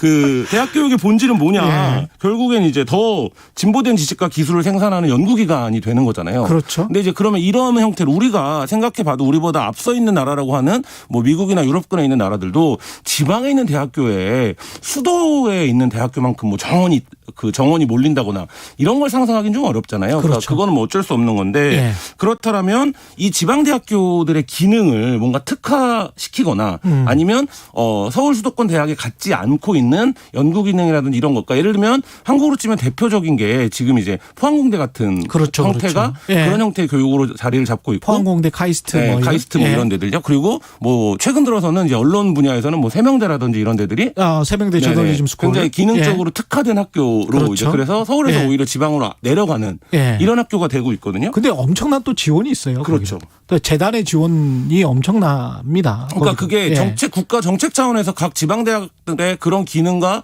역할을 이렇게 분산해야 된다라는 예. 전체적인 큰 그림이 있어야 되는 거죠. 그런 형태로 접근해야 하는데 지금처럼 말씀하신 것처럼 지방대, 의대, 로스쿨 이런 중심, 그러니까 서울 수도권에 편제될 수밖에 없는 형태의 기능을 주는 것으로는 사실 이 문제를 악순환을 근본적으로 끊기가 좀 어렵다. 뭔가 자체적으로 해보고 있는 거는 혹시 없습니까? 지금 이제 지방대들이 하고 있는 건 이른바 이제 공유대학 모델이에요. 예. 그래서 각 이제 지방대학들이 대학 간 장벽을 허물어서 뭐 수업이라든지 인적 교류를 같이 한다든지 예. 뭐 공동학위를 낸다든지 공동교육을 낸다든지 이래서 이제 좀 질적으로 높여가는 방식을 그렇죠. 취하고 있는데 예. 근데 이런 부분들도 국가가 좀 적극적으로 예를 들면 뭐 국립대 예. 네트워크 이런 얘기도 이제 오랫동안 해왔는데 국립대 네트워크. 예. 예. 그러니까 사실 이런 부분들에서 결국 지방대에 입학 정원으로 재정을 연동시키는 방식이 아니라 그렇죠. 실제로 지방대를 살릴 수 있는 방법이 뭔지에 대한 국가적 좀 정책적 대전환이 있지 않으면 인구절벽 시대의 이 위기를 해결하기가 어렵다 이런 생각이 듭니다. 지방국립대에서 서울대 교수의 강의를 들을 수 있는 그렇죠. 그런 김한의 눈이었습니다. 고맙습니다.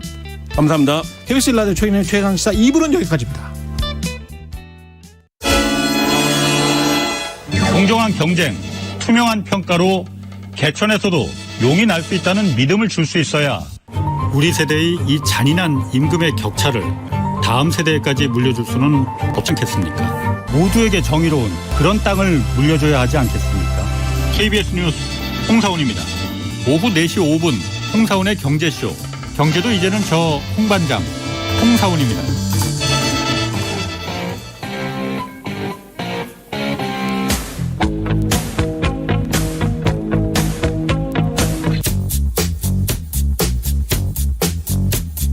몸이 먼저 반응하는 음악이 있습니다. 몸이 먼저 반응하는 시사도 있습니다. 매일 오후 5시 5분 KBS 1라디오 주진우 라이브. 지금 시각은 8시 30분입니다. KBS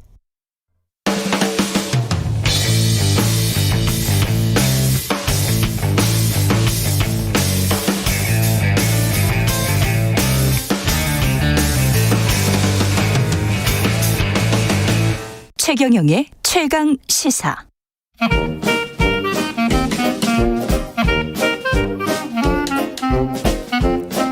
네, 최경영의 최강 시사 경제합시다. 월요일은 명쾌한 경제 이야기 해보고 있습니다. 오늘은 이번 한미 정상회담 성과를 경제적 측면에서 분석해보는 시간인데요. 박정호 명지대학교 특임 교수 나와 계십니다. 안녕하십니까? 예, 안녕하세요. 예, 그 전반적으로 좀 지난 주말 네, 즐거웠습니다. 그렇죠. 아주 예. 즐거웠던 날입니다. 이거는 전반적으로 국익 차원에서 생각해 본다면 상당히 괜찮은 일들이 많이 벌어졌다 이렇게 평가할 수 있겠습니까? 예, 맞습니다. 예. 저도 그리고 처음 보는 장면이었어요. 예. 기술이라는 걸 가졌을 때, 야, 이런 대우를 받을 수가 있구나라는 그렇죠. 걸 정말 처음 봤던 장면이고요. 예. 그래서 우리나라 현장에 계신 엔지니어들과 예. 그 엔지니어분들에게 좋은 기술적 화두를 던져주신 기업가들에게 진짜 찬사를 보냅니다. 네. 특히 어떻게 보면 전작과 기계과 네. 물론 방금 전에 뭐 서울대 이야기도 하긴 했습니다만은 그쪽으로 집중적으로 사실 많이 갔거든요.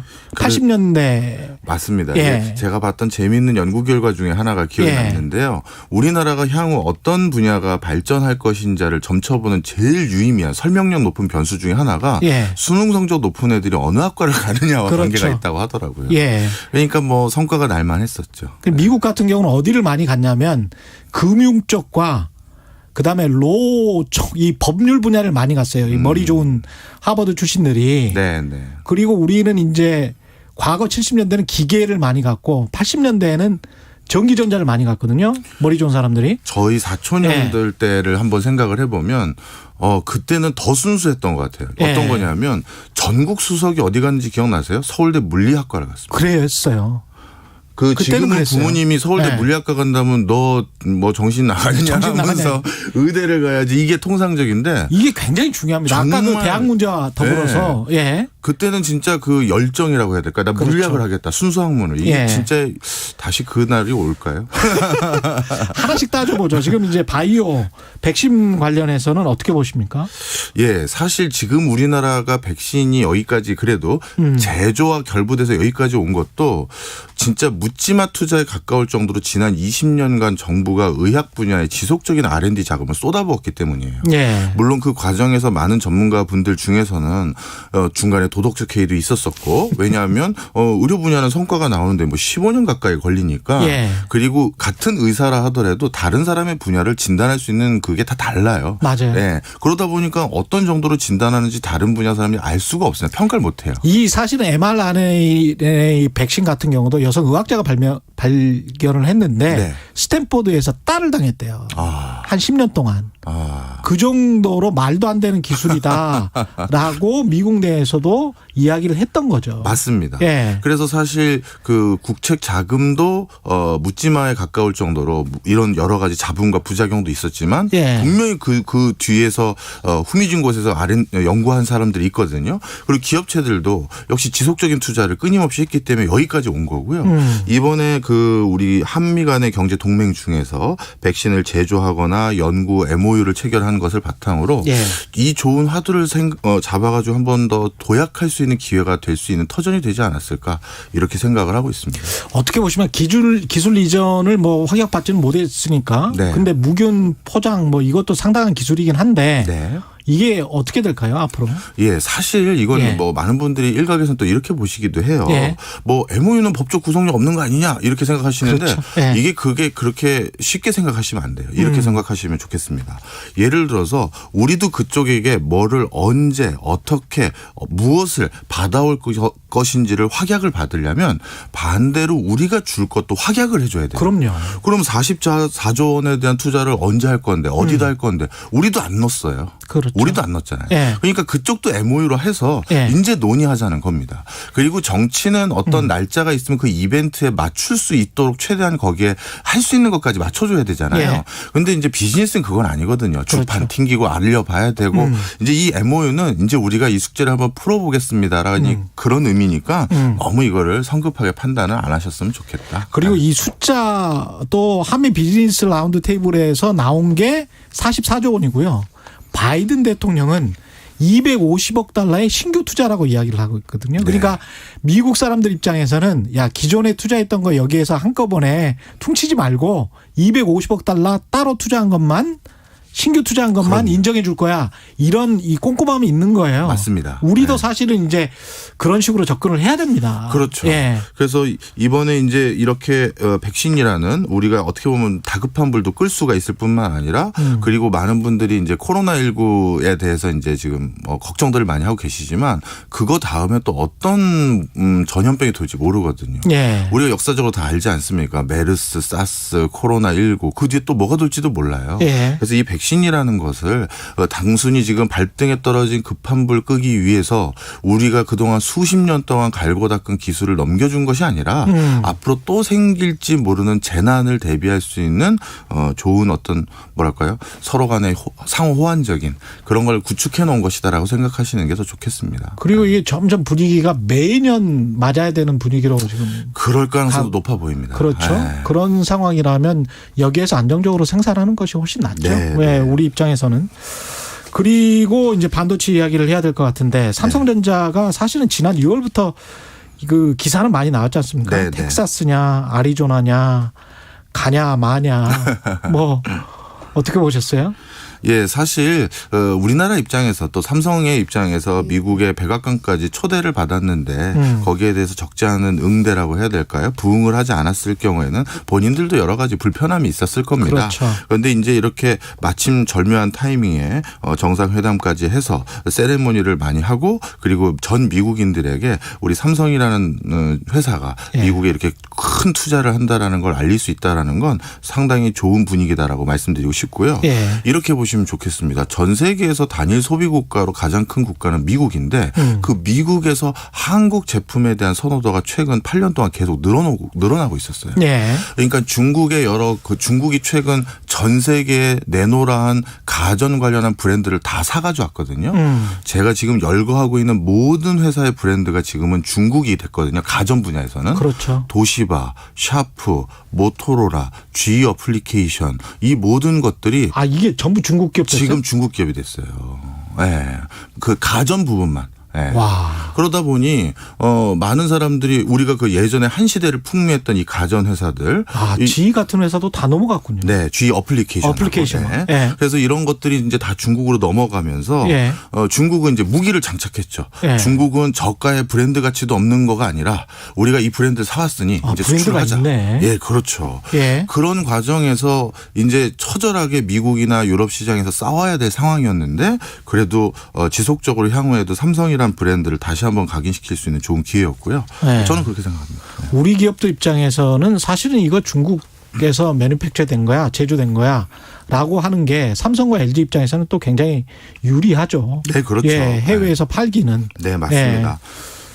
그런 측면이 있을 것 같고 그 바이든 대통령이 이렇게 4명 정도를 이렇게 세웠잖아요. 네. 삼성, 현대차, LG, SK 네. 이런 장면도 상당히 좀 특이하게 봤습니다. 맞습니다. 역대 기업이나 산업 부분에서 이런 대접하고 이런 나름대로 교섭력을 가졌던 적이 저는 역사적으로 딱 한 번만 꼽아요.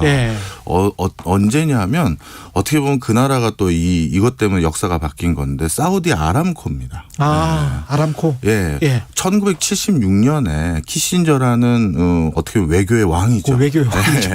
그 외교의 왕이 그 오일 쇼크로 인한 전 세계적인 분란 그리고 미국의 원활한 석유 수급을 위해서 그 당시 미국도 물론 석유를 생산하는 나라지만 워낙 그 급작스럽게 미국의 석유 수요가 높아져서 사우디로부터 원활하게 석유를 받아오는 게 미국도 중요한 상황이었거든요. 근데 그 당시 사우디는 오펙이라는 걸 결성하고 오일 쇼크를 벌써 한번 일으켰고 지속적으로 이제 석유에 대한 교섭력을 가지고 있었는데 바로 이 과정에서 어떤 거를 사우디가 얻어왔냐 하면 원래 아람코는 지금은 사우디의 국영 석유 회사지만 예전엔 사우디 게 아니었어요. 다 미국의 정유회사 소유였습니다. 엑손모빌, 스탠다드 오일, 텍사콘 이런 데가 다 아람코의 지분을 가지고 있었지 사우디는 얼마 없었어요. 그런데 석유라는 어떤 그 에너지원을 무기 삼아서 그 지분을 다시 돌려받은 거예요. 76년에. 물론 미국한테 준 것도 있습니다. 앞으로 석유는 달러로 결제해 줄게. 찍어서 주든 뭘 하든 그렇게 해. 이렇게 해서 받고 주고 한 거거든요. 그랬네요. 그런데 그 당시 그 딜 때문에 어떻게 됐느냐. 지금 아람코 아시잖아요. 그렇죠. 전 세계에서 시가총액 가장 1, 2, 3등 안에 계속 들고 이익은 애플 다음으로 작년에 많이 냈던 회사가 아람코입니다. 그래서 사우디는 그 아람코의 기반으로 자신들의 미래를 다시 개척할 수 있는 힘을 얻었거든요. 자, 그런데 지금 21세기에 산유국 대접을 받을 수 있는 나라는 반도체와 배터리를 만드는 나라들이죠.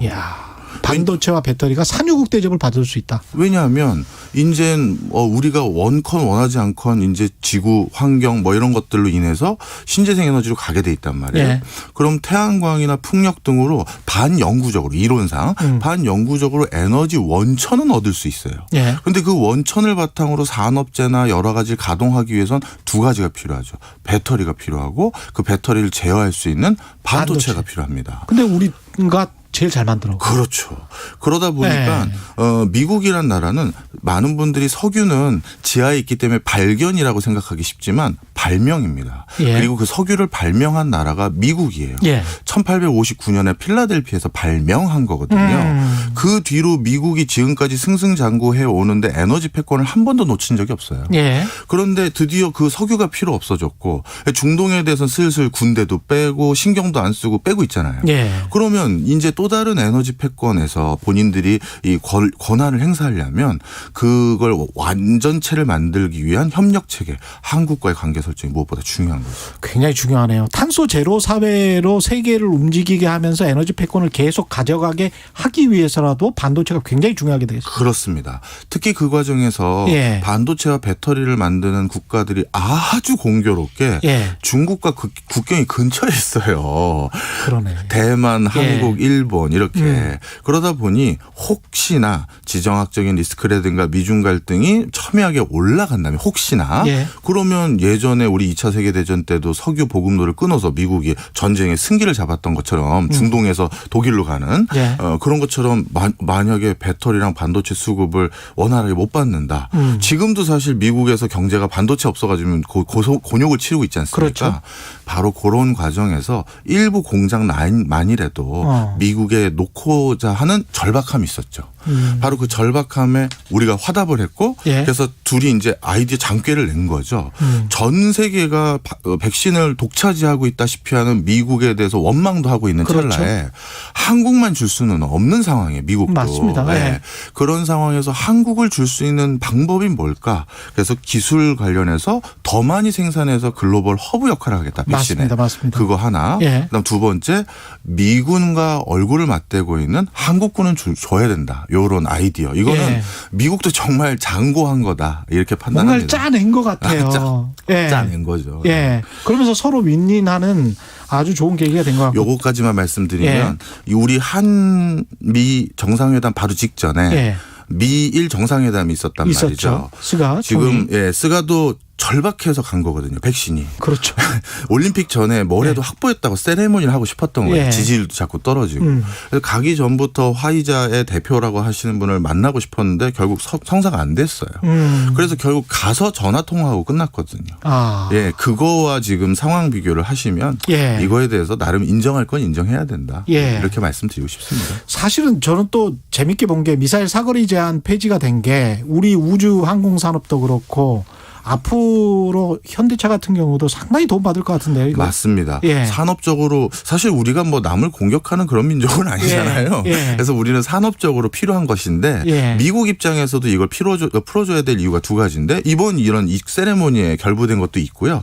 하나는 이제 미국이 중국을 압박하기 위한 경제적 비용을 줄이기 위해서 미사일망이라는 단어를 많이 써요. 그러니까 본인만 미사일 개발하는 게 아니라 우방 국가들도 같이 중장거리 미사일 를 개발해서 그걸 같이 이제 운용하는 미사일 네트워크, 망이라고 쓰거든요. 그러니까 어차피 이번 기회에 미국도 보기 좋게 같이 풀어줄 타이밍으로 잘 잡은 것 같습니다.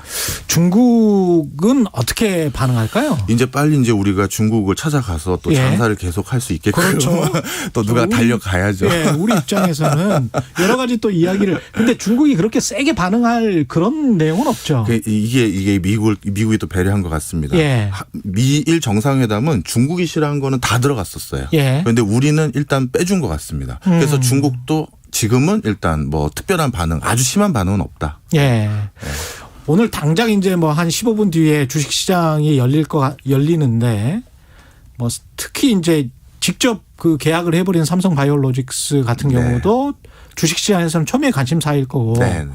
그 투자를 20조 원 정도 결정한 삼성전자에 관한 평가를 시장이 어떻게 할지도 관심사인데 어떻게 보십니까? 뭐 시장에는 뭐 오늘 뭐 그 등락은 좀 있을 수 있는데요. 뭐 사실 저도 투자하는 사람으로서 이런 것들은 확실히 도장 찍기 전까지는 잘 안 움직이는데 워낙 뭐 세레모니가 좋아서 반응은 꽤 있을 것 같습니다. 반응은 꽤 있을 것이다. 나머지 그 주식시장 그리고 한국경제 이번 계기로 좀 뭐 어떤 변수는 눈여겨봐야 될까요? 사실 정말 조금 아쉬웠던 건 뭐 이건 누구의 잘못이 아니라 우리가 지금 백신이라는 이 다급한 불을 꺼야 될 상황이 아니었다면 정말 우리가 두둑한 이제 어떻게 보면 교섭력을 활용할 수 있는 기술을 확보한 거잖아요. 그래서 이거를 조금 더 좋은 거와 맞바꿨으면 더 어떨까 하는 아쉬움은 있는데 어떤 게 예를 들어서 여기다 더 집어넣어야죠. 백신이 아니라 뭐 그동안 우리가 원했던 많은 것들 뭐 남북 문제 해결에 대해서도 조금 더 우리가 주도권을 가져오고 그밖에 뭐 산업 부분이나 기술이라든가 이런 게 우리가 수건하는 것들이 있거든요. 그런 것들을 더 늘 수도 있었는데 지금 아직까지 이제 전통 산업 부분이나 소상공인 분들은 여전히 어려운 거 사실이거든요. 그래서 아마 이번 뭐 저는 특별히 뭐 문제는 삼지 않습니다. 알겠습니다. 좋았습니다. 지금까지 최경영의 최강시사 경제합시다 박정호 명지대학교 특임교수와 함께했습니다. 감사합니다. 감사합니다. KBS 라디오 최경영의 최강시사 듣고 계신 지금 시각은 8시 47분으로 향하고 있습니다. 최경영의 최강시사는 여러분과 함께합니다. 짧은 문자 50원, 긴 문자 100원이 드는 샵 9730. 어플 콩과 유튜브는 무료로 참여하실 수 있습니다. 네, 전동 킥보드 이야기를 좀 하겠는데요. 전동 킥보드 탈 때 헬멧을 쓰고 타는 친구들이 별로 없는 것 같은데 헬멧을 반드시 쓰고 면허증도 있어야 한답니다. 어떤 일정 속도 이상의 전동 킥보드는 이 킥보드 사고가 급증하면서 최근에 도로교통법이 강화 시행됐는데요. 하지만 이게 헬멧 의무 착용이랄지 보도 주행 금지 일부 규정에 대해서는 이제 사용자도 그렇고 기업들도 상당히 이제 반발을 하겠죠. 귀찮으니까. 예. 대림대학교 미래자동차공학부 김필수 교수 전화로 연결돼 있습니다. 안녕하세요. 네, 안녕하세요. 예. 전동 킥보드 제 집 주변에도 굉장히 많이 봤는데 정말 많이 늘었죠, 지금? 많이 늘었습니다. 실질적으로 이용 빈도 자체가 언급하기 힘들 정도로 많이 늘었고요. 또 기업체 특히 공유 전동 킥보드가 워낙 많아졌거든요. 예. 이런 부분들은 국내뿐만이 아니라 해외 같은 데는 우리보다 한 5년 정도 앞서 있습니다. 그러다 보니까 각종 문제점에 노출이 됐다. 팔이나 뉴욕이 아무데나 반납해서 길거리가 막 산더미같이 쌓여있다. 이런 그렇죠. 사진들도 많이 나와 있었던 게 벌써 3, 4년 전이거든요. 예. 국내에는 어떻게 보면은 좀 늦게 시작이 됐다. 이렇게 볼 수가 있는데 예. 이용 빈도는 그렇게 늘어나고 있는 반면에 실질적으로 사고도 또 많이 늘어났습니다. 사고도 많이 늘어났죠. 예. 그렇습니다. 2017년에 117건에서 18년 225건, 19년 447건 등등 해서 매년 보면은 3.5배에서 4배 사이로 이 사고도 증가하고 있고 사망자도 매년 한 4명에서 8명 이상으로 증가하고 있습니다. 예. 이런 부분들 보면은 확대는 되고 있는데 관련 제도적인 부분들 또 안전에 대한 것들 특히 이 국민들이 혼동을 일으키는 것 중에 하나가 전동 킥보드가 해당되는 법의 적용이 이번에 5월 13일에 바뀌었지만은 그 이전에 2번이나 바뀌면서 왔다 갔다 하다 보니까 예. 헷갈린다는 겁니다. 뭐가 맞는 것인지 그러다 보니까 지금도 아직도 혼란스럽다 이렇게 볼 수가 있습니다. 뭐가 맞는 것인지 정확히 설명부터 해 주십시오. 법 내용. 지금 전동 킥보드가 5월 13일부터 바뀐 것은 이 전동 킥보드를 원동기 장치 자전거로 편입을 시켰는데요. 예. 이게 작년 이맘때도 원동기 장치 자전거였습니다. 그런데 사회적으로 여러 가지 문제가 일어나다 보니까 작년 12월에 일반 자전거로 편입을 시켰어요. 예. 근데 자전거로 편입시키면은 아마 조건 아시겠지만 13세 이상 즉 중학교 1학년이 헬멧 안 쓰고 차도를 달리는 모습이 연출이 되면서 사회적으로 난리가 났었거든요. 그렇죠. 그래서 그 부분의 안전을 보장하기 위해서 다시 13일 날 바뀐 것이 원동기 장치 자전거다 이렇게 보시면 되니까요. 예. 즉 원동기 장치 자전거는 아까 처음에 말씀하셨다시피 이 16세 이상의 원동기 장치 자전거 면허 이상을 취득을 해야 되고요. 또 헬멧 착용 의무화시켜야 되고 예. 또 이 자전거 전용 도로 또는 차도로만 달려야 되고 예. 또 안전 기준이 좀 강화가 됐죠. 여러 가지 문제가 부각되다 보니까 2명 이상이 탑승하면 안 되고요. 또 주변에 보면은 친구들하고 2명 탑승하는 거 간혹 보이지 않습니까? 그런 친구들 많죠. 예. 네, 이것도 이제 벌칙 조항이고 음주운전 안 되고 야간에 등화 장치가 들어와 있어야 되고요. 예. 또 역시 그 다른 것들도 많이 강화되면서 실질적으로 운전을 할 때 특히 이제 가장 많이 강화된 게 무작정 헬멧 쓰지 않아도 이 벌금 조항이다 이렇게 볼 수가 있으니까 크게 변한 것은 헬멧을 써야 된다. 그리고 헬멧을 꼭 써야 된다. 예. 네, 자전거 전용도로만 달려야 된다. 그리고 다른 벌칙 조항도 좀 강화됐다. 이게 큰 차이점이라고 볼 수가 있고요.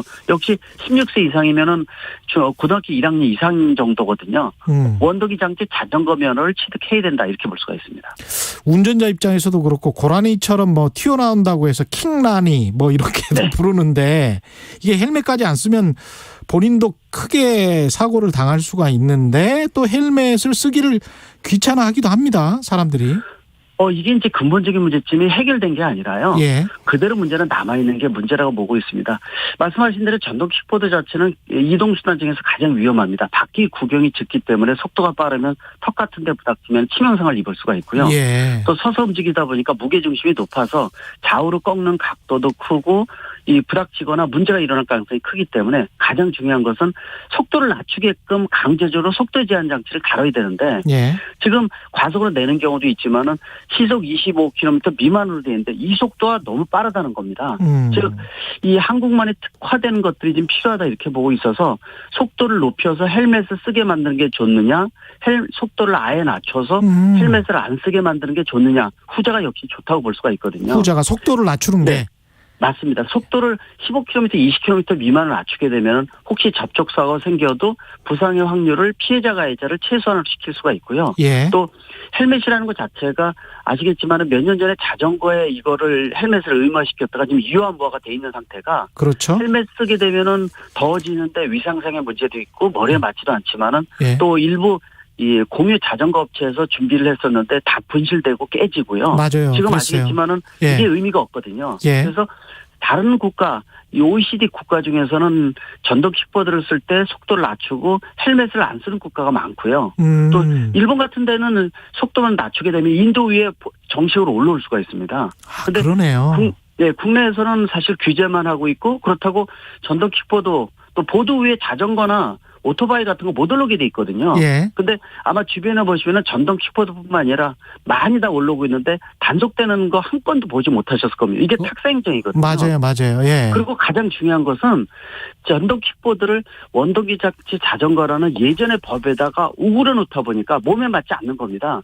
전동 킥보드를 새로운 모빌리티이기 때문에 여기에 맞는 새로운 옷이 필요하기 때문에 새로운 제도나 법적인 규제를 즉 PM 총괄 관리법 같은 게 필요하다는 거죠. 예. 전동 킥보드가 한 가지만 있는 게 아니라 이 무릎 사이에 끼고 손잡이가 없는 전동 휠이라는 것도 있잖아요. 그렇죠. 이런 모델들은 전동 킥보드보다 훨씬 더 위험합니다. 예. 그런데 이런 것들을 우그려 놓고 지금 모두 100% 전동 휠 같은 거 다 보드로 올라오는 이유는 죽기 싫어서 올라오는 겁니다. 그렇죠. 아마 하도를 전동 킥보드 달리는 거 보면 본인도 죽을 것 같다는 생각도 들지만은 옆에 차량을 운전하는 사람도 아슬아슬해요. 굉장히 위험해 보이거든요. 예, 아슬아슬해요. 예. 네, 그러다 보니까 보도로 다 올라오는데 보도로 올라왔을 때 어떻게 할 것이냐 무작정 금지만 해서 이 단속도 하지 않으면서 이런 걸 어떻게 보면은 해외의 여러 사례를 벤치마킹해서 한국형 모델이 필요하거든요. 한 예를 들어서 말씀드리면은 우리가 자동차 운전할 때 비보 좌회전하다가 사고 나면은 비보 좌회전하는 차량이 거의 100% 책임이거든요. 예. 실제 속도를 15km, 20km 미만으로 낮추고요. 헬멧 착용 안 해서 완전히 저속으로 만들고 인도 위에 올라왔을 때 비보의 좌회전식으로 보행자한테 100% 본인이 책임을 느끼게끔 만들게 만든다는 거죠. 그리고 전용 보험 같은 것들도 선보협회가 만들어서 좀 더 가해자 피해자가 없이 피해를 최선으로 맞추는 출구 전략이 좀 필요하다고 볼 수가 있는데 그런 부분들은 해외에서 얼마든지 한국형 모델로 만들 수 있는 아까 4, 5년 정도 앞서 있다고 말씀드렸잖아요. 사용하는 거. 예. 이제 이런 부분들이 전향적으로 나와야 되는데 아직도 좀 예전의 법에다가 우그려 놓고 또 단속한다 뭐 이렇게 위험만 하고 있고 실제로 단속되지도 않고 헬멧이라는 것은 굉장히 어떻게 보면은 탁생쟁이라고 볼 수가 있는데요. 예. 전동 킥보드 특성이 뭐냐면은 아무 데서 빌리고 아무 데서 반납하는 겁니다. 그렇죠. 잠깐 이용하는 특성이 있기 때문에 예. 그 부분에 이 근본적인 문제를 해치게 된다면은 이거 미래 우리 공유 모델이라는 것들은 보장할 수가 없어서 미래를 보장하면서 보행자의 피해를 최소화시키는 안전을 도모하는 이런 두 마리 토끼를 잡는 전략이 앞으로 필요하지 않나 이렇게 말씀드릴 수가 있죠. 그러면 킥보드 생산업체 같은 곳에서 가령 말씀하신 것처럼 속도를 15km 이하로 뭐 락을 걸어 놓거나 그렇게 할 수도 있겠네요. 만약에 생산 모델이. 맞습니다. 지금 공유업체들이 요구하는 게 그겁니다. 예. 제발 헬멧 안 쓰게 해달라. 속도를 아예 늦춰서 속도 제한을 할 테니까 그렇죠. 헬멧을 안 쓰게 해달라. 헬멧 쓰게 되면 권력 공유라는 모델은 상실되는 거기 때문에 예. 아까 자전거도 그렇게 돼서 지금 유아무화돼 있지 않습니까? 예를 들어서 선진국에서 라이더들 빼놓고 자전거를 헬멧 쓰지 않아도요. 사고 거의 발생을 안 합니다. 이거는 예. 서로가 배려하고 보호하고 속도를 무리하게 속도를 안 내고 이런 부분들이거든요. 중요한 건 단거리고 속도고 그러네요. 네. 맞네. 예. 맞습니다. 그래서 현실에 맞게끔 탁사행정으로 만들고 이 어떻게 보면 단속도 하지 않으면서 이런 문제가 부각되고 있다는 거 분명히 그런 측면에서 보면은 미래 지향적인 그림을 그릴 필요가 있고요. 지금이라도 전문가 다 모이고요. 관련 부처 다 모여서 해외 선진 사례들 여러 가지 보면서 한국형 모델로 새로운 그릇을 만드는 왜냐하면은 개인용 휴대장치가 나올 때마다 이 난리가 나고 이런 그렇죠. 것보다도 피해 네. 총괄 관리법을 만들면은 미래에 대한 준비가 철저하지 않느냐라고 분명히 말씀드릴 수가 있습니다. 말씀 감사합니다. 지금까지 김필수 대림대학교 교수였습니다. 고맙습니다. 네, 감사합니다. 5월 24일 월요일 KBS 1라디오 최경영의 최강시사 오늘은 여기까지입니다. 고맙습니다.